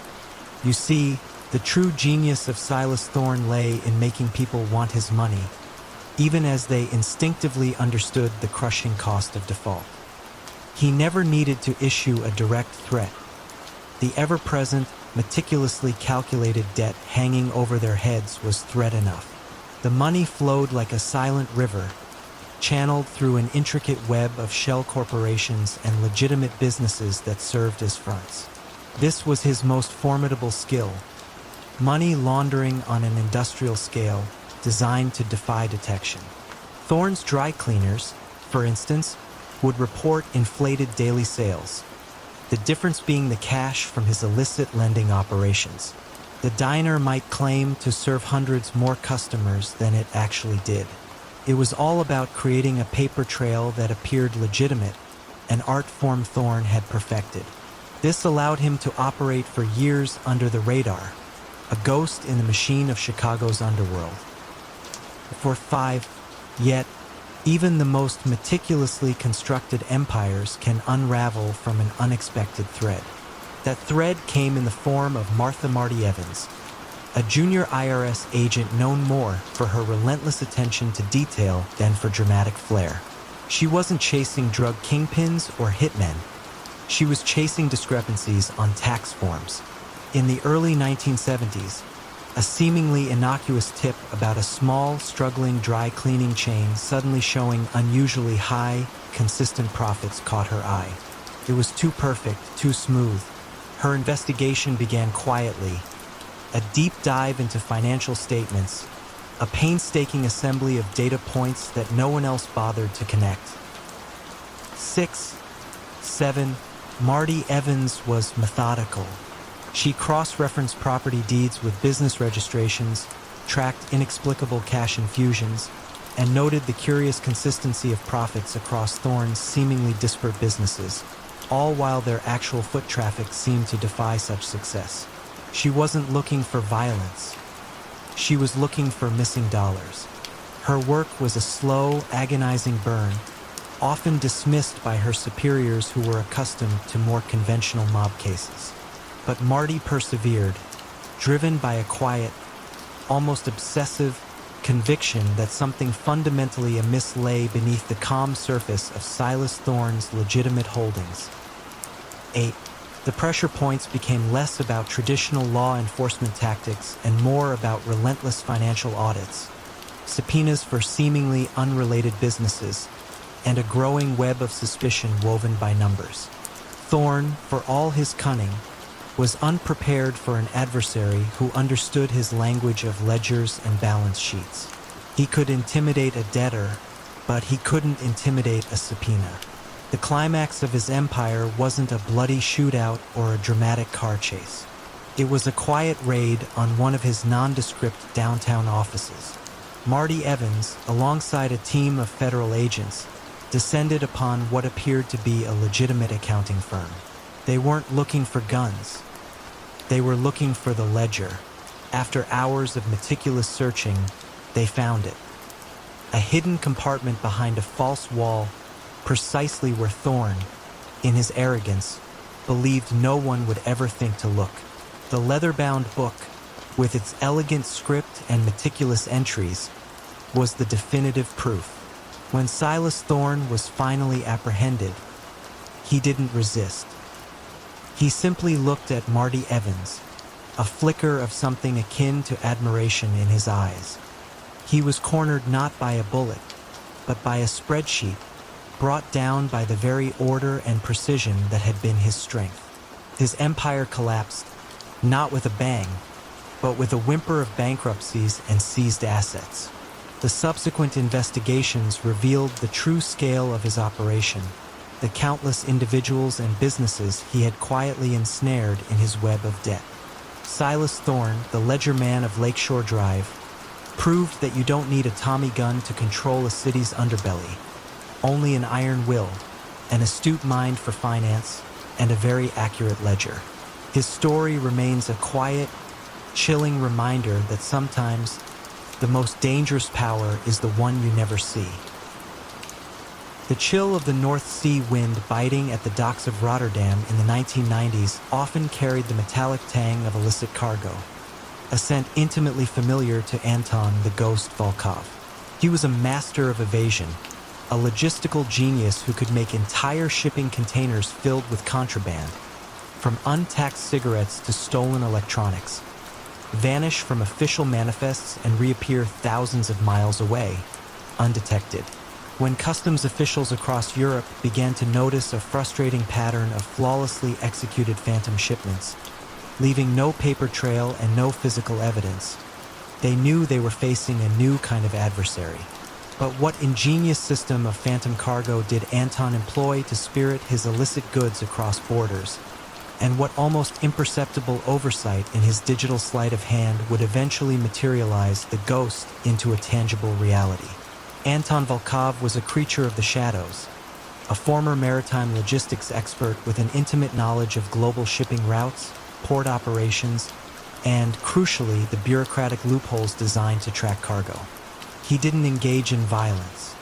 His weapons were forged documents, manipulated databases, and a network of quiet, compliant port workers. His office, a minimalist space overlooking the bustling harbor, was dominated by complex digital maps, displaying shipping lanes and customs checkpoints as if they were lines on a chessboard, awaiting his next strategic move. His criminal strategy revolved around the concept of phantom cargo. He wouldn't physically smuggle goods in the traditional sense. Instead, he would create legitimate-looking manifests for non-existent, low-value cargo, say, a container of cheap plastic toys destined for a remote African port. These false manifests would then be inserted into the sprawling, often chaotic, digital systems of major shipping companies. Meanwhile, the actual container, filled with high-value contraband, would be loaded onto the same ship, but with a different, seemingly innocuous manifest or sometimes no manifest at all. The real brilliance lay in the mid-journey swap. At a designated point, usually a busy transshipment hub like Singapore or Dubai, the container with the legitimate-looking phantom cargo would be quietly offloaded and replaced with the actual illicit cargo, which would then proceed to the original destination listed on the phantom manifest. The customs declaration would match the original, low-value, non-existent goods, allowing the valuable contraband to pass through inspection points unnoticed. It was a digital shell game on a global scale, making the untraceable appear legitimate and the legitimate disappear. You could almost feel the phantom weight of unseen illicit goods moving across the oceans, leaving no ripples. Anton's reputation grew by word of mouth among the international criminal fraternity. He offered a no-trace, no-risk guarantee, and his success rate was legendary. He charged a premium, but for clients dealing in multi-million-dollar consignments, the cost was negligible compared to the surety of delivery. The atmosphere around global shipping lanes became one of increasing frustration for law enforcement. They knew vast amounts of illicit goods were moving, but they couldn't pinpoint how or where. Anton, meanwhile, worked with a calm, almost serene confidence, a master of an invisible empire. The unraveling began, not with a tip-off or a customs raid, but with a seemingly trivial bureaucratic error on the part of one of Anton's lowest-level port contacts. A new, automated inventory system was implemented at a small port in North Africa, a hub Anton sometimes used for his mid-journey swaps. This system, unlike older, more forgiving ones, automatically flagged any container that was offloaded without a matching onward manifest within a very narrow time window. One of Anton's phantom cargo containers, containing the actual illicit goods, was offloaded and, due to a slight delay by a tired dock worker, didn't immediately get its new, deceptive manifest updated in the system. It briefly existed, for a mere 15 minutes, as a high-value container with no official destination or origin. This tiny, transient anomaly in the vast sea of legitimate shipping data was flagged by a young, ambitious customs analyst named Eva Rostova. Eva wasn't looking for contraband. She was looking for inefficiencies in the new automated system. The flagged container interested her precisely because it shouldn't have happened. Why would a legitimate, high-value shipment be in limbo, even for a few minutes, in a port known for quick turnarounds? She began to track this specific container backward through its previous ports of call. Her investigation didn't focus on the contents of the container, but on its digital journey. She discovered that this orphaned container, while physically legitimate at its origin, had previously been associated with a low-value phantom manifest, and its digital trail had been curiously scrubbed or rerouted at a major transshipment hub. This pattern, once identified for one container, allowed her to develop an algorithm to search for similar digital ghosts across millions of shipping records. She began to see the invisible threads connecting seemingly unrelated phantom shipments to high-value, mysteriously disappearing cargoes. The climax was not a chase scene, but a digital entrapment. Eva, with her new algorithm, began to predict where Anton's ghost containers would briefly materialize. The authorities didn't need to board a ship. They simply needed to be at the right port at the right moment.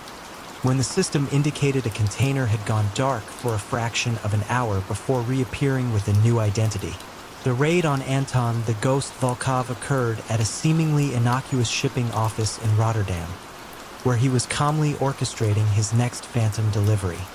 He was apprehended not with physical evidence, but with the irrefutable digital trail of his own meticulous, yet ultimately flawed system. As he was led away, the constant drone of the port machinery seemed to mock his once invisible empire. And as the global shipping industry tightened its digital security, many wondered, how many other elusive ghosts are quietly navigating the unseen currents of our interconnected world, waiting for a single, tiny digital anomaly to reveal their presence? It began not with a gunshot or a loud explosion, but with a barely perceptible tremor in the meticulously balanced ledgers of a downtown Chicago import-export business. A single, almost insignificant discrepancy, dated nearly 2 decades prior, caught the eye of a junior auditor named Eleanor Vance. How could a man who built an empire on calculated silence and financial finesse ultimately be undone by a misplaced decimal point? Arthur Blackwood, a man of precise habits and impeccably tailored suits, was a paradox within the shadowy world of organized crime. He didn't rise through ranks stained with blood.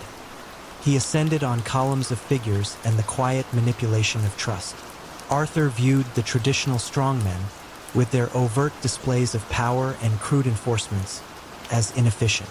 His vision was a criminal enterprise disguised as a sprawling corporate entity, its true nature hidden in plain sight, humming softly beneath the surface of everyday commerce. He started small in the late 1950s, using his considerable accounting acumen to optimize the books of struggling Chicago businesses. Initially, his services were legitimate, helping enterprises navigate complex tax codes and find efficiencies. But soon, a new, more subtle service emerged, business consulting, that subtly introduced protection. This wasn't protection from rival gangs. It was protection from the unforeseen financial misfortunes that seemed to mysteriously plague those who declined Arthur's generous offers. The protection evolved into quiet partnerships, then outright ownership, achieved not through intimidation by brute force, but through veiled threats and irresistible financial leverage. You might find your once thriving business suddenly bleeding money, its supply lines tangled, its customers mysteriously vanishing, only to have a friendly investor, one of Blackwood's anonymous fronts, offer a timely lifeline at an unbelievably low price. This was never about breaking kneecaps. It was about breaking spirits with balance sheets, a slow, suffocating squeeze on a company's very viability.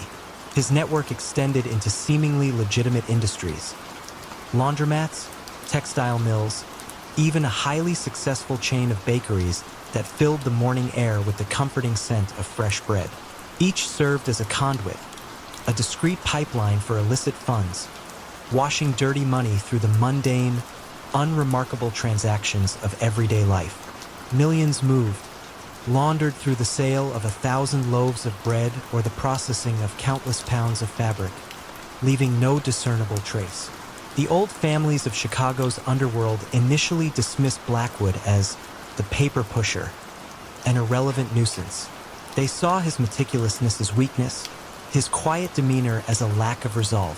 But as their own cash flows mysteriously tightened, and their traditional strong-arm tactics became less effective against Blackwood's pervasive financial stranglehold, they started to pay attention. He didn't challenge them with open conflict. He simply made their operations unprofitable, slowly siphoning off their influence. He created an economic moat around his enterprises, making it far more costly to fight him than to grudgingly, quietly join his expanding financial web. Eleanor Vance, the auditor, was relentless. The initial discrepancy, though small, nagged at her.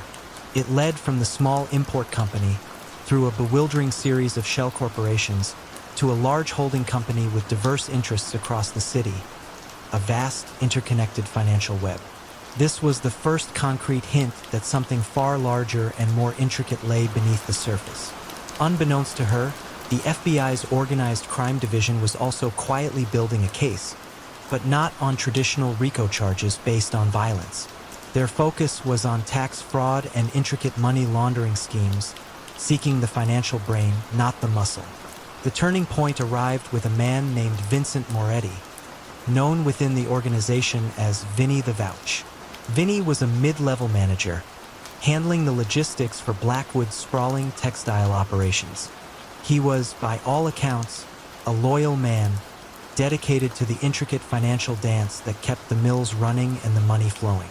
But Vinny was also a man who loved his family above all else.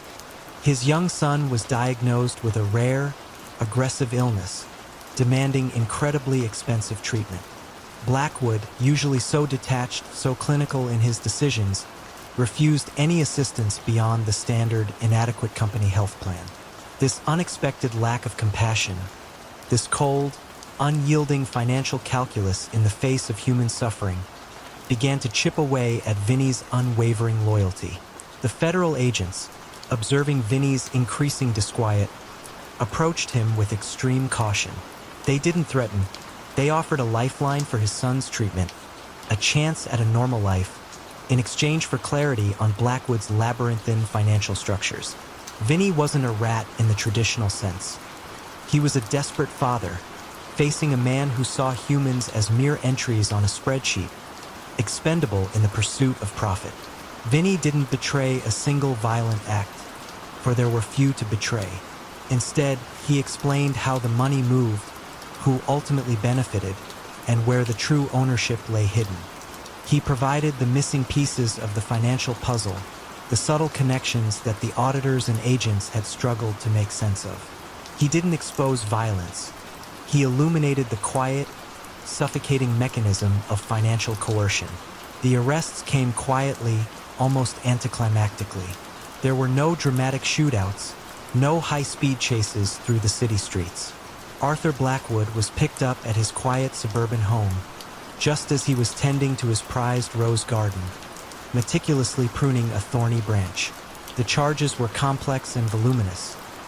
Massive tax evasion, wire fraud, and conspiracy to commit racketeering through purely financial means. The trial was long, stretching over months, filled with expert witnesses poring over spreadsheets and flowcharts projected onto large screens.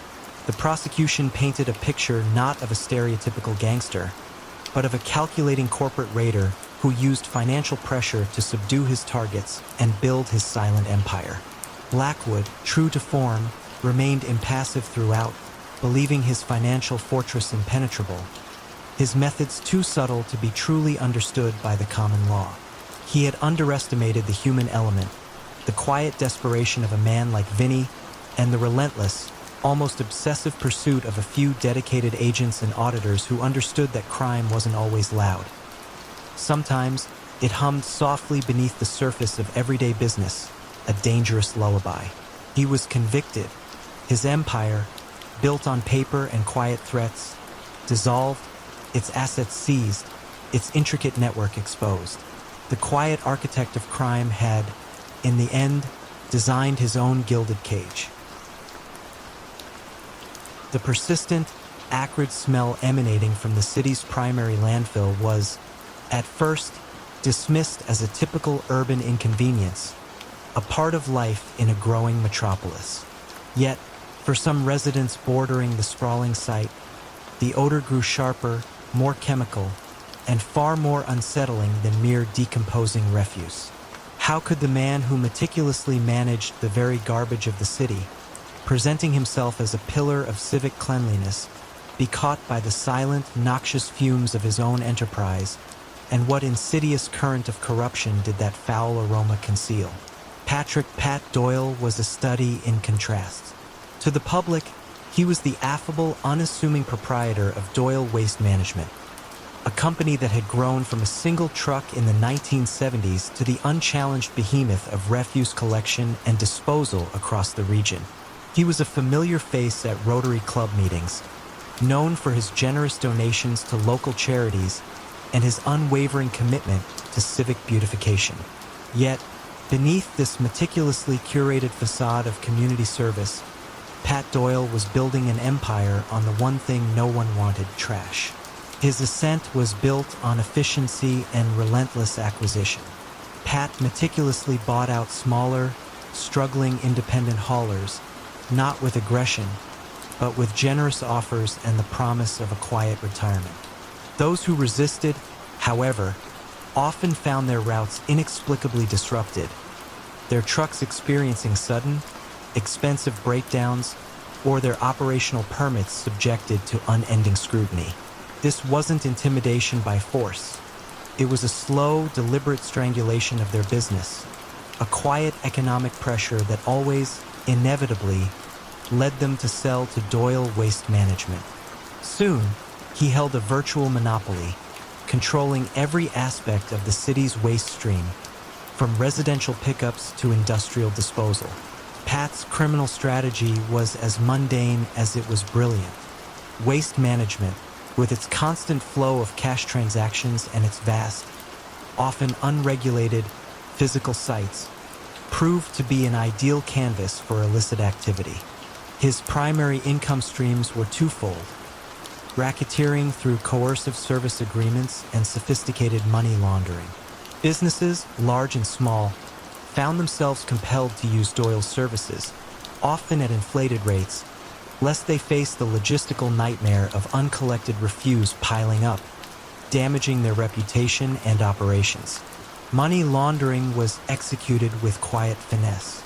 Doyle Waste Management processed billions, Legitimate businesses would be charged for special handling fees or expedited disposal, services that often existed only on paper.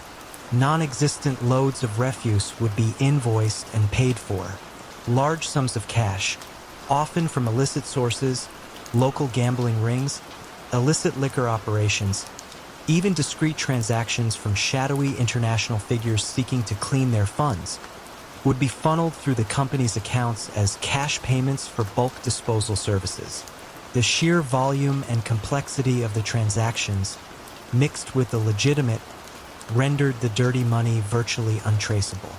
Who would question $1 million payment for waste disposal when 1,000 smaller, legitimate transactions occurred daily? The slow burn towards his unraveling began not in the sterile offices of law enforcement, but in the meticulously organized files of an unassuming environmental regulator named Dr. Lena Petrov. Dr. Petrov, with the Regional Environmental Protection Agency, possessed a quiet tenacity and an almost obsessive attention to data. She wasn't looking for crime. She was looking for ecological integrity. Her concern wasn't the smell itself, but a series of peculiar spikes in specific chemical compounds detected in groundwater samples near the Doyle landfill. Compounds that didn't align with typical municipal waste decomposition. Her investigation began with quiet diligence.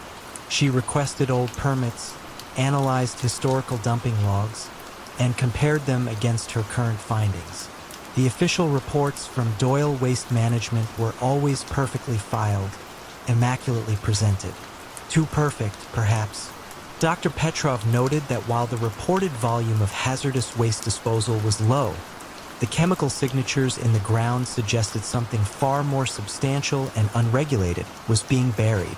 The turning point came with a low-level landfill supervisor, an aging man named Frank, whose deep loyalty to Pat Doyle had begun to curdle into resentment. Frank had been with Doyle since the early days, overseeing the dangerous, often illicit, special disposals that occurred under the cover of night. He had seen the illegal dumping of corrosive chemicals, industrial sludge, and medical waste, all masked within layers of innocuous municipal trash. His conscience, slowly eroded over decades, was finally broken when his own granddaughter, living in a community downwind from the landfill, developed a rare respiratory illness. Frank, haunted by the image of his granddaughter struggling to breathe, didn't provide grand confessions of financial crime. Instead, he meticulously detailed the locations and times of the illegal dumps, the types of waste, and the specific vehicles used.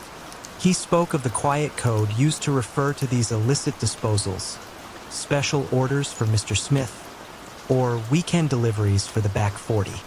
These details, combined with Dr. Petrov's chemical analyses, provided irrefutable physical evidence.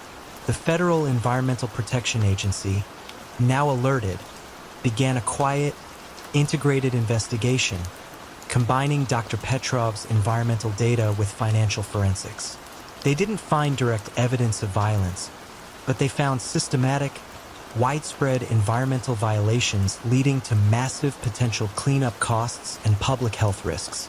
They also found the inflated contracts, the phantom services, and the unusual cash influx into Doyle's accounts, now understanding that the environmental crimes were inextricably linked to the financial ones. The special handling fees were actually charges for illegal, unpermitted dumping. Pat Doyle's arrest was a quiet affair, occurring not at a grand gala, but at the landfill itself, where he was overseeing a new, legitimate recycling initiative. He offered no resistance, only a look of profound resignation as the agents, led by a calm Dr. Petrov, presented their evidence. The charges were comprehensive.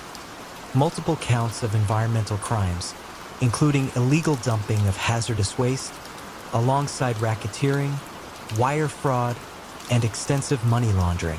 His trial, though devoid of sensational violence, painted a chilling picture of an entrepreneur who had systematically poisoned the very community he claimed to serve, all in the pursuit of quiet, untraceable wealth. His empire, built on the city's refuse, dissolved under the weight of its own hidden toxicity. The question of that acrid smell was finally answered. It was the first faint whisper of a dirty secret, slowly rising from the depths of the Waste King's tainted domain. In a city known for its whispered secrets, the opulent salon of Madame Celeste Dubois was a haven for the elite. Yet behind its velvet curtains, fortunes were quietly destroyed and political careers ended with a single, carefully placed word. What made her establishment so uniquely potent, and who ultimately dared to challenge the quiet dominion she held over the city's powerful? Madame Celeste Dubois presided over Le Papillon, a salon in the heart of Paris, not far from the Place Vendôme.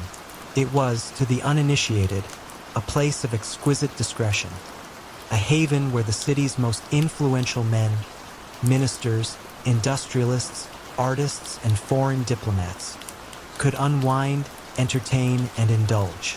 The air was always thick with the scent of expensive perfume, fine cigars, and hushed confidences. Celeste herself was a woman of formidable elegance and acute intellect, her silver hair always impeccably coiffed, her dark eyes missing nothing. She moved through the lavish rooms with a serene grace, offering champagne and comfort, yet always listening, always observing. Her establishment, at first glance, was merely the city's most exclusive brothel, but its true value lay not in the fleeting pleasures it offered, but in the enduring secrets it collected. Celeste had built her empire on human frailty and the universal desire for discretion.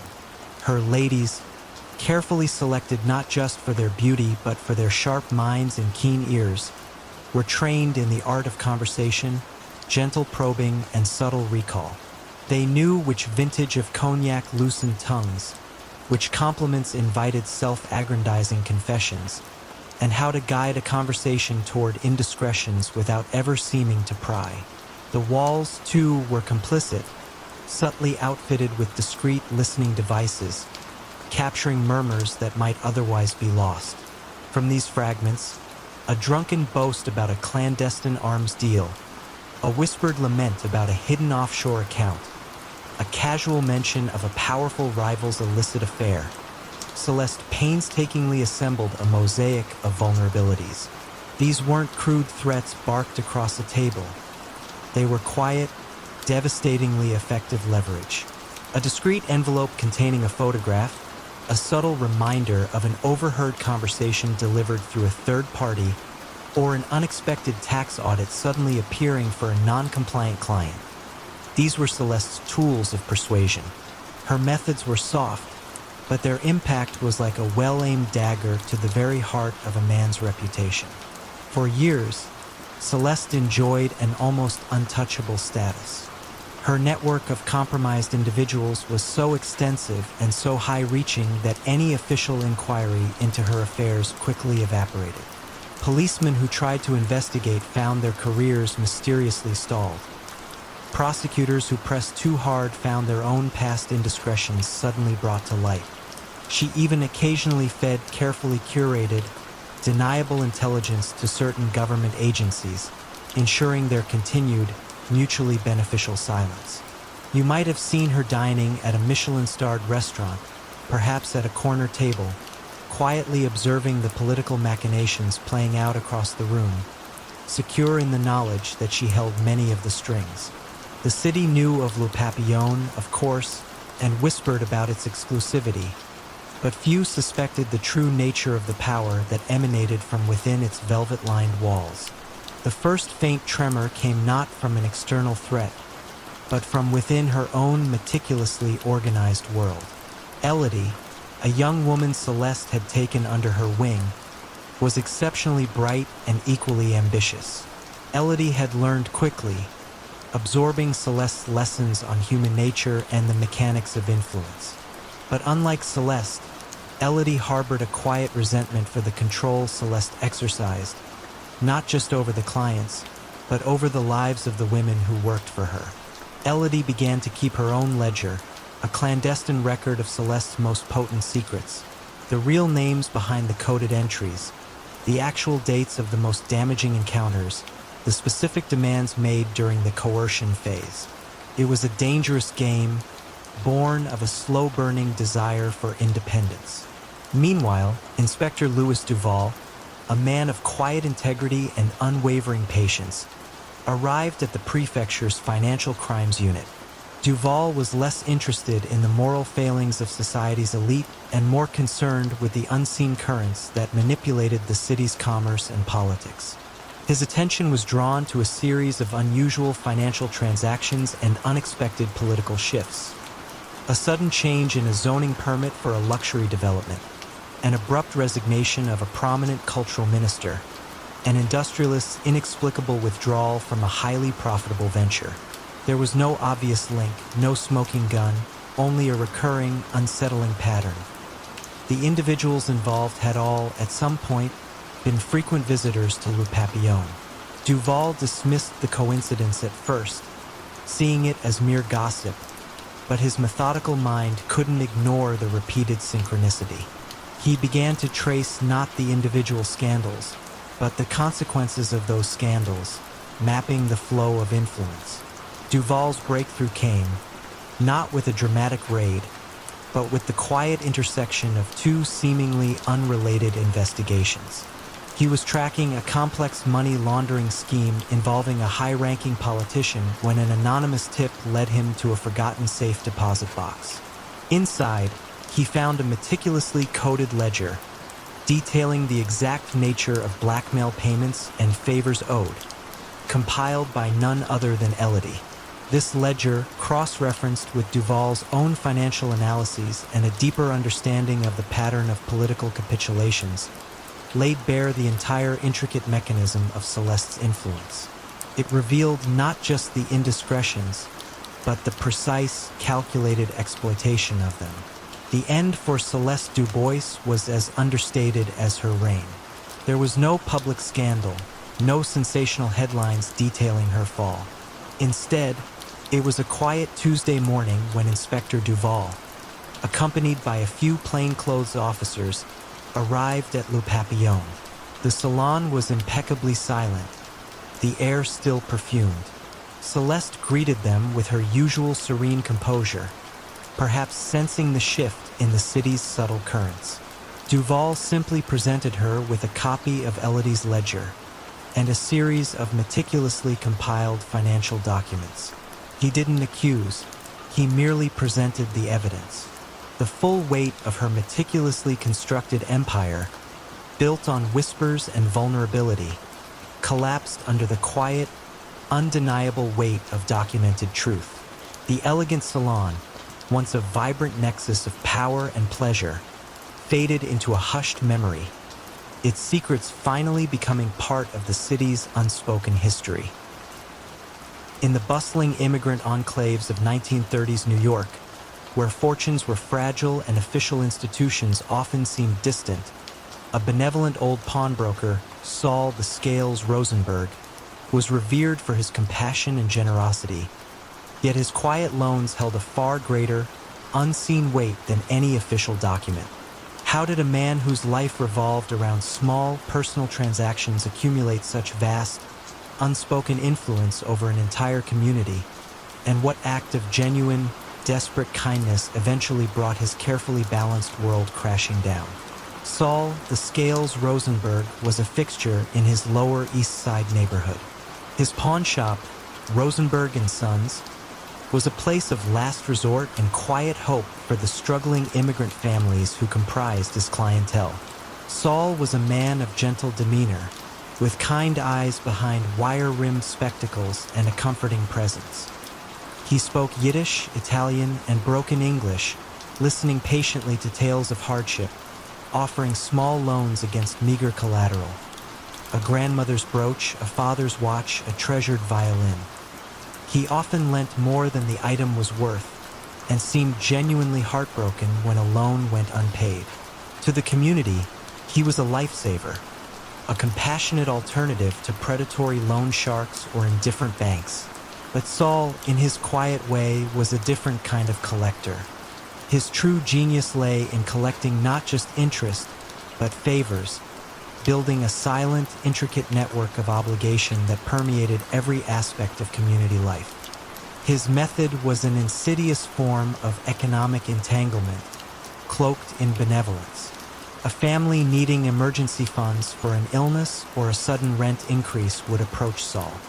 He would provide the loan, often without much paperwork, and with what appeared to be incredibly lenient terms.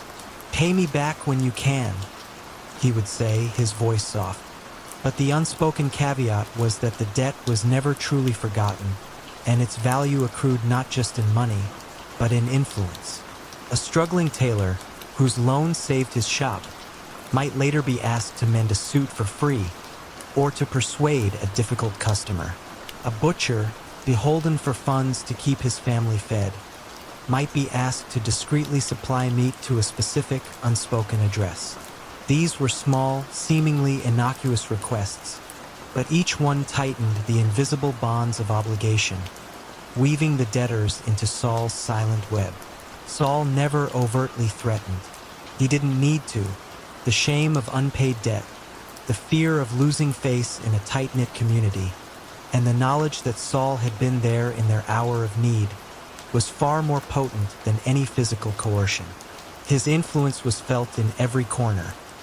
In the subtle favoritism shown to certain businesses, in the quiet resolution of disputes that never reached the police, and in the unspoken deference shown to Saul at community gatherings. He operated entirely outside official systems, his word the only contract necessary, his silent ledger a living testament to the interwoven fates of his debtors. He lived a life of simple comfort, but his true wealth was the profound, unseen power he wielded over the lives of hundreds. For decades, Saul's system was virtually unassailable. The community protected him not out of fear, but out of a genuine belief in his beneficence. Who would report a man who had helped them in their darkest hour? The police, grappling with more visible crimes, largely ignored the internal workings of the immigrant neighborhoods, viewing them as self-regulating. Saul's operations left no paper trail, no loud conflicts, only the quiet hum of a community bound by complex, invisible obligations. The first subtle crack in Saul's carefully balanced world came from a place of unexpected compassion. A young, determined social worker, Sarah Jenkins, had recently been assigned to the Lower East Side. Sarah was fluent in Yiddish and quickly earned the trust of the elderly women in the neighborhood. She began to notice a recurring, unsettling theme in their stories, a pervasive sense of quiet obligation to Mr. Rosenberg, even years after their original loans had seemingly been repaid. Many spoke of endless, small favors they continued to perform, not out of current necessity, but out of a deep-seated feeling of being in his debt. Sarah, with her experience in identifying predatory lending practices, recognized the insidious nature of this silent coercion. It wasn't about money anymore. It was about human lives held in perpetual thrall. Sarah's investigation was a painstaking process of listening, documenting, and connecting the seemingly disparate threads of these quiet tales. She didn't look for financial ledgers. She looked for patterns of human behavior, for the emotional weight of unwritten contracts. Her breakthrough came when she encountered a young woman, Maria, whose family was desperately trying to immigrate to the U.S. from Europe. Maria's brother, indebted to Saul for years after a loan to save his small grocery, was being asked to perform a series of increasingly risky and morally compromising favors to repay the family's escalating, unspoken debt, favors that involved subtly influencing local union elections. Maria, driven by the desperate hope of uniting her family, and emboldened by Sarah's empathetic understanding, finally revealed the true nature of Saul's loans and the endless, silent obligations they carried. She provided concrete examples of these favors and their direct impact on community functions, painting a clear picture of an unseen control. When the federal agents, guided by Sarah's meticulous and deeply human narrative, arrived at Rosenberg and Sons. Saul was behind the counter, weighing a tarnished silver locket. There was no confrontation, no struggle. They didn't present financial indictments. They presented him with a collection of the stories Sarah had gathered, the quiet testimonies of a community held captive by gratitude and silent fear. They showed him how his benevolent loans had, over decades, amassed a profound systemic control that transcended simple usury. Saul looked at the documents, his kind eyes clouded with a complex mix of sorrow and resignation. His world, built on the delicate balance of kindness and quiet leverage, had finally been exposed, not by the harsh hand of the law, but by the profound and desperate act of revealing the truth by those he had ostensibly helped. The scales, finally, had tipped, revealing the true weight of his silent empire. The scent of aged canvas and polished wood filled Arthur Pendleton's Mayfair Gallery, a sanctuary of high art and higher finance. Yet behind the curated calm, an unsettling rhythm of disproportionate sales beat steadily. How could a relatively obscure 19th century landscape fetch such an astronomical sum consistently without raising immediate alarms, especially when the buyer often remained a ghost on paper? Arthur Pendleton was a man sculpted by expectation and refined taste. His suits were Seville Row, his ties silk, and his pronouncements on art history authoritative yet humble. For 2 decades, Pendleton's fine art had been a fixture in London's most exclusive district, a place where fortunes were discussed as casually as brushstrokes. He was, to all outward appearances, a respected purveyor of European masters and emerging talents. Yet, the real art Arthur practiced was far more intricate than restoration or appraisal. It was the quiet alchemy of turning ill-gotten gains into legitimate wealth, dissolving the taint of illicit origins into the gleaming patina of legitimate masterpieces. His method was elegant in its simplicity, brutal in its effectiveness, overinflating the price of a painting far beyond its market value, selling it to a shell company controlled by a criminal entity, and then using the clean funds from this inflated sale to invest elsewhere or simply withdraw. The art itself often remained in storage, a prop in a grander financial performance. You might have visited the gallery on a quiet Tuesday afternoon, perhaps admiring a luminous still life or a dramatic historical scene. You would have been greeted by Arthur himself, his voice a low, cultivated murmur, his movements precise.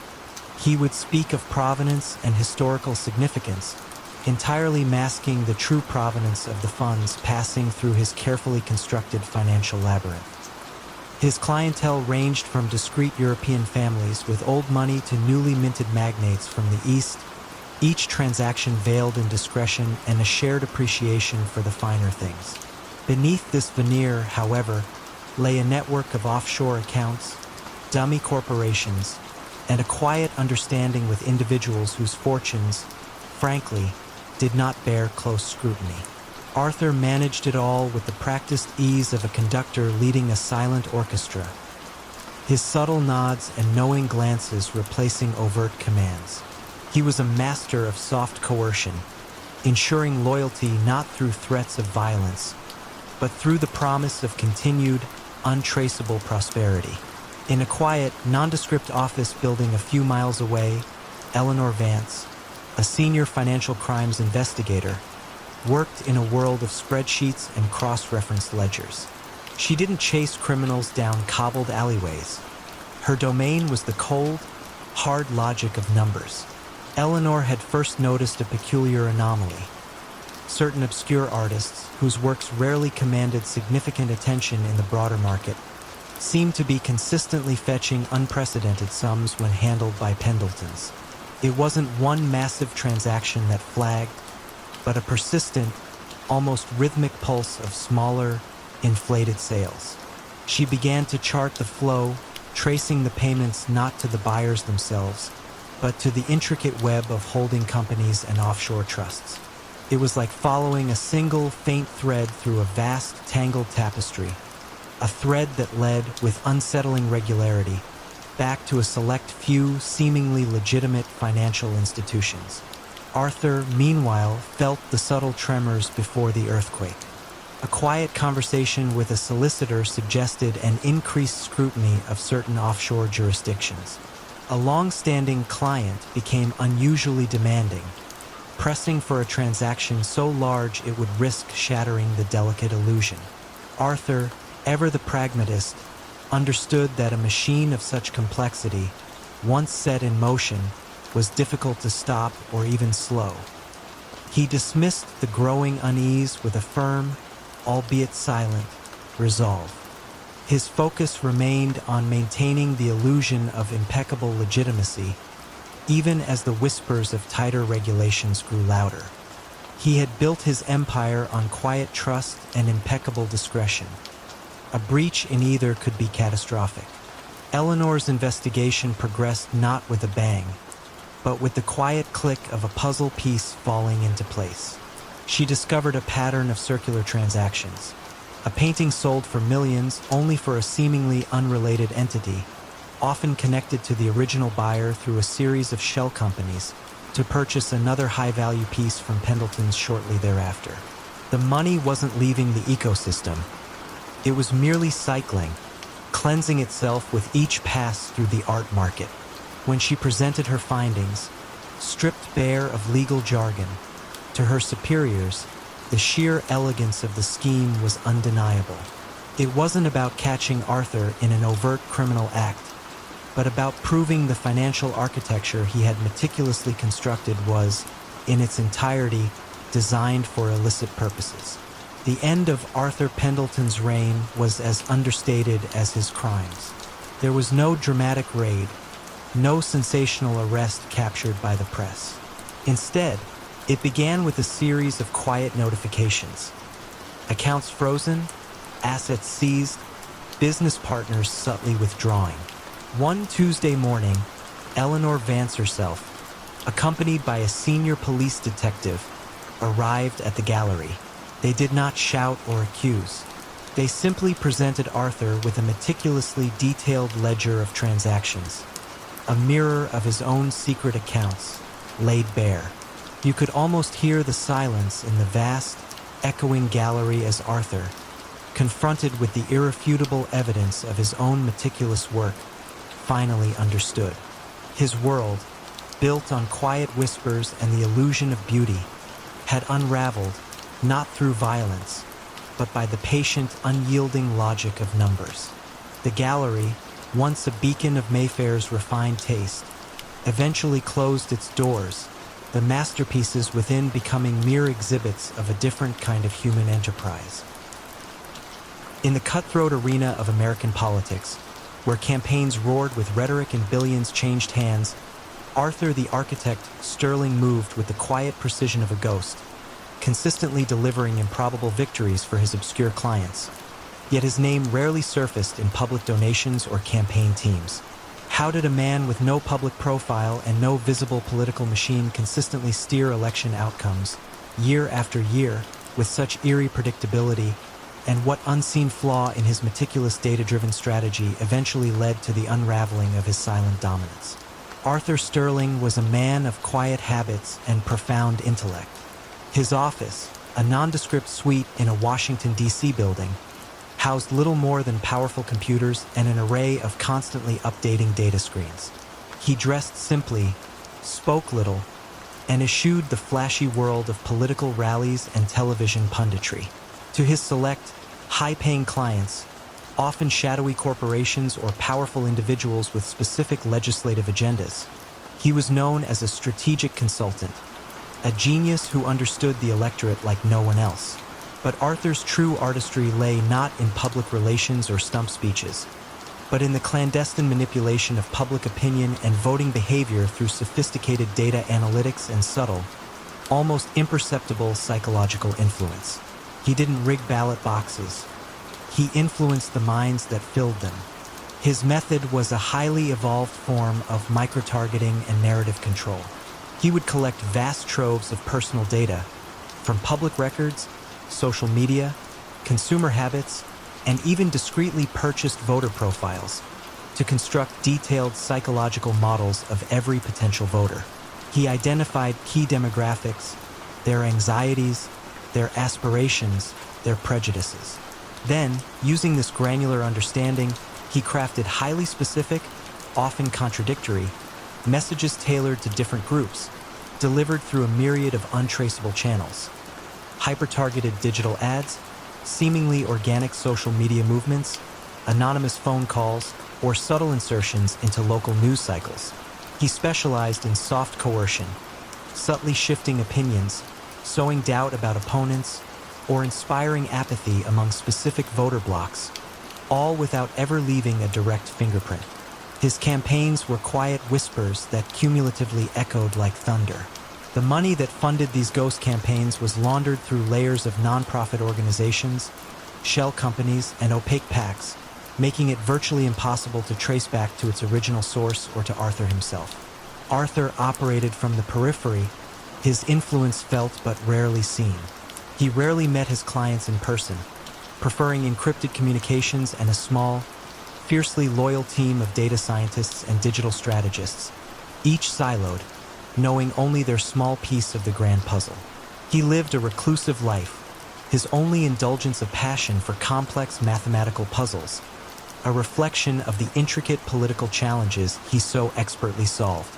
You might have seen the results of his work: a surprising candidate winning against all odds, a controversial ballot measure passing despite public outcry, or an unexpected wave of low voter turnout in a key demographic.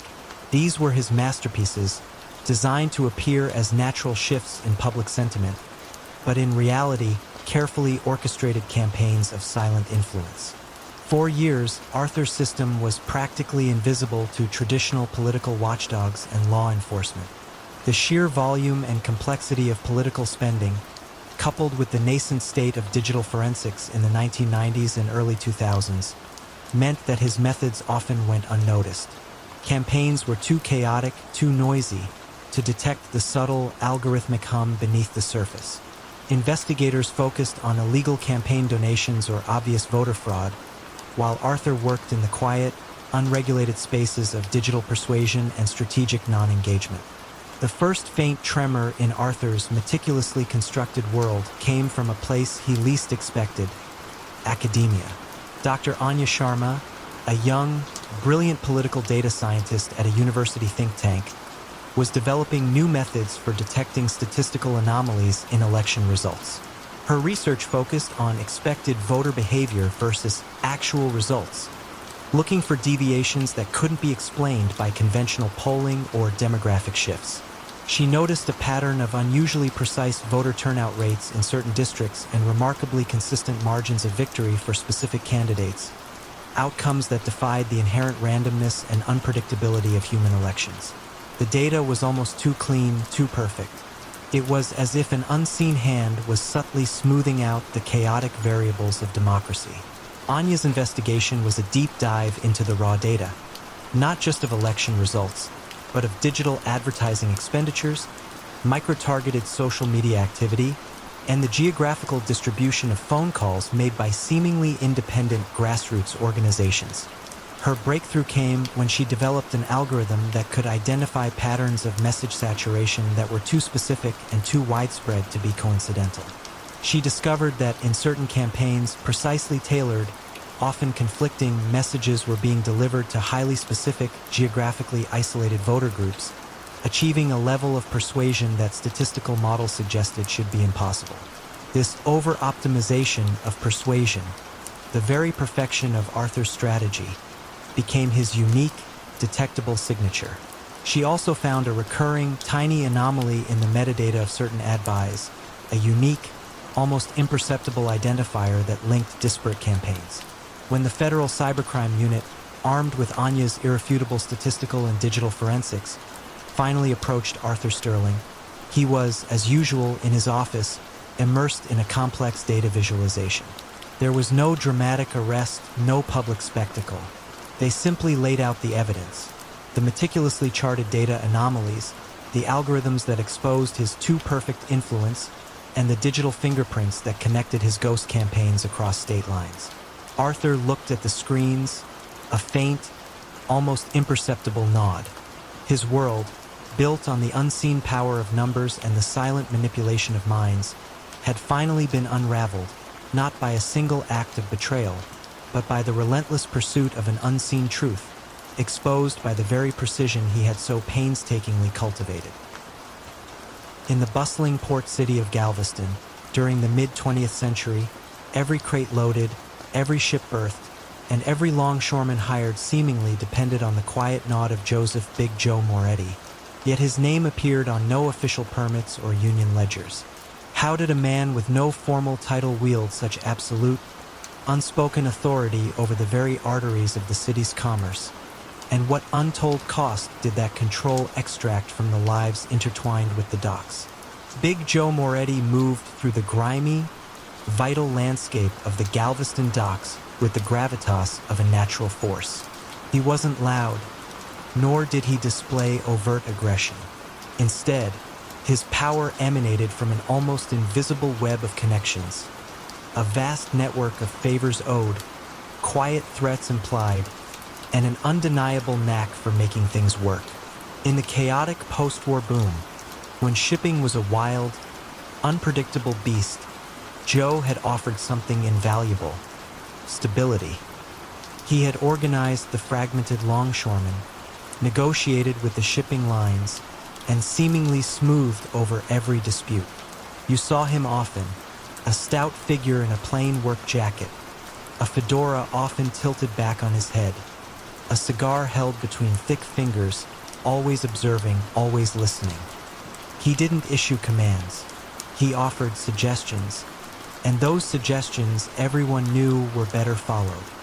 His ascent was a slow, deliberate tightening of a noose made of necessity. Initially, he provided a crucial service, mediating disputes, ensuring fair wages, or at least consistent ones, and preventing labor unrest. Gradually, however, his mediation became indispensable. No worker got a shift without Joe's approval. No company secured prime berth space without going through the proper channels, which inevitably led to a meeting with Joe. This wasn't protection money in the crude sense. It was expediting fees, consulting charges, or union contributions for the betterment of the community. Businesses that resisted found their shipments delayed, their cargo lost, or their workforce inexplicably absent. It was a soft coercion, a gentle squeeze that left no bruises, only economic suffocation. Loyalty was not so much demanded as cultivated through dependence. Joe ensured there was work, and in return, he expected a slice of every pie baked on the waterfront. Imagine a shipping magnate new to Galveston trying to bypass the established norms. He'd secure a contract, hire a crew, and prepare for his first major cargo. Then, the trucks wouldn't arrive, or the forklifts would mysteriously break down, or the longshoremen would suddenly find themselves unavailable due to an emergency meeting called by the union. A week of mounting losses and a quiet, unannounced visit from one of Joe's associates, a man who spoke in gentle tones about the local way of doing things, would follow. Soon after, the magnate would be paying his fees, and miraculously, the logistical snarls would untangle themselves. This system was so pervasive, so ingrained, that it became part of the cost of doing business, rarely questioned, certainly not challenged. But even the quietest empires harbored dissent. Among the old guard of longshoremen was a man named Thomas "Tommy" O'Connell, whose weathered face had seen decades of change on the docks. Tommy had initially supported Joe, seeing him as a champion for the working man. Yet, as the years passed, Tommy watched as the contributions grew larger. The union's power became more absolute, and the prosperity of the working man seemed to stagnate while Joe's quiet wealth grew. The final straw for Tommy was when a young, eager longshoreman, fresh out of the service, was denied work for refusing to pay a startup fee to a union official, a fee that Tommy knew went straight into the pockets of Joe's inner circle. It wasn't about the money for Tommy. It was about the corruption of the very thing they had fought to build. Meanwhile, an unseasonably warm autumn brought federal investigator David Miller to Galveston. Miller wasn't a dockside brawler. He was a meticulous numbers man with a background in tax evasion and organized crime. His focus wasn't on violence, but on the flow of money, the subtle abnormalities in the city's economic heartbeat. He had been quietly tracking the unusual prosperity of several seemingly unrelated businesses that all seemed to funnel profits into a single, obscure holding company. His initial interest was sparked by a series of failed businesses in the port area, all of which had refused to pay what appeared on paper to be voluntary consulting fees. He saw a pattern, a quiet hand manipulating the market, and that hand pointed persistently towards the docks. Miller didn't storm the docks with flashing badges. He spent weeks in archives, tracing property deeds, reviewing old tax records, and cross-referencing shipping manifests.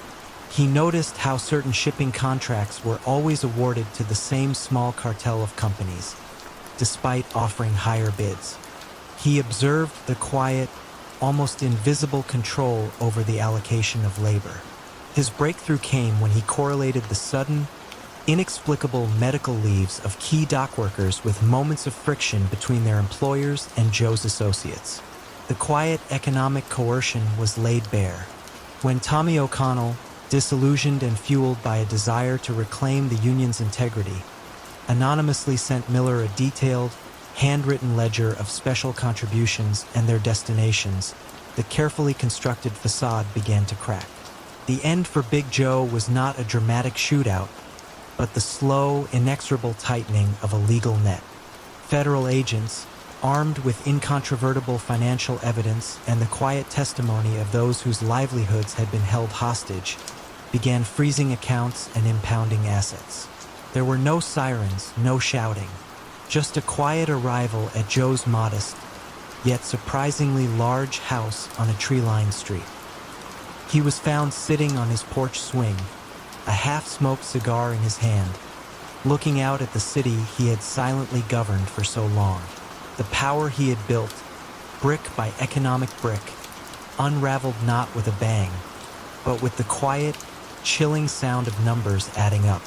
The docks, for the first time in decades, truly belonged to the city, the true cost of their stability finally coming to light.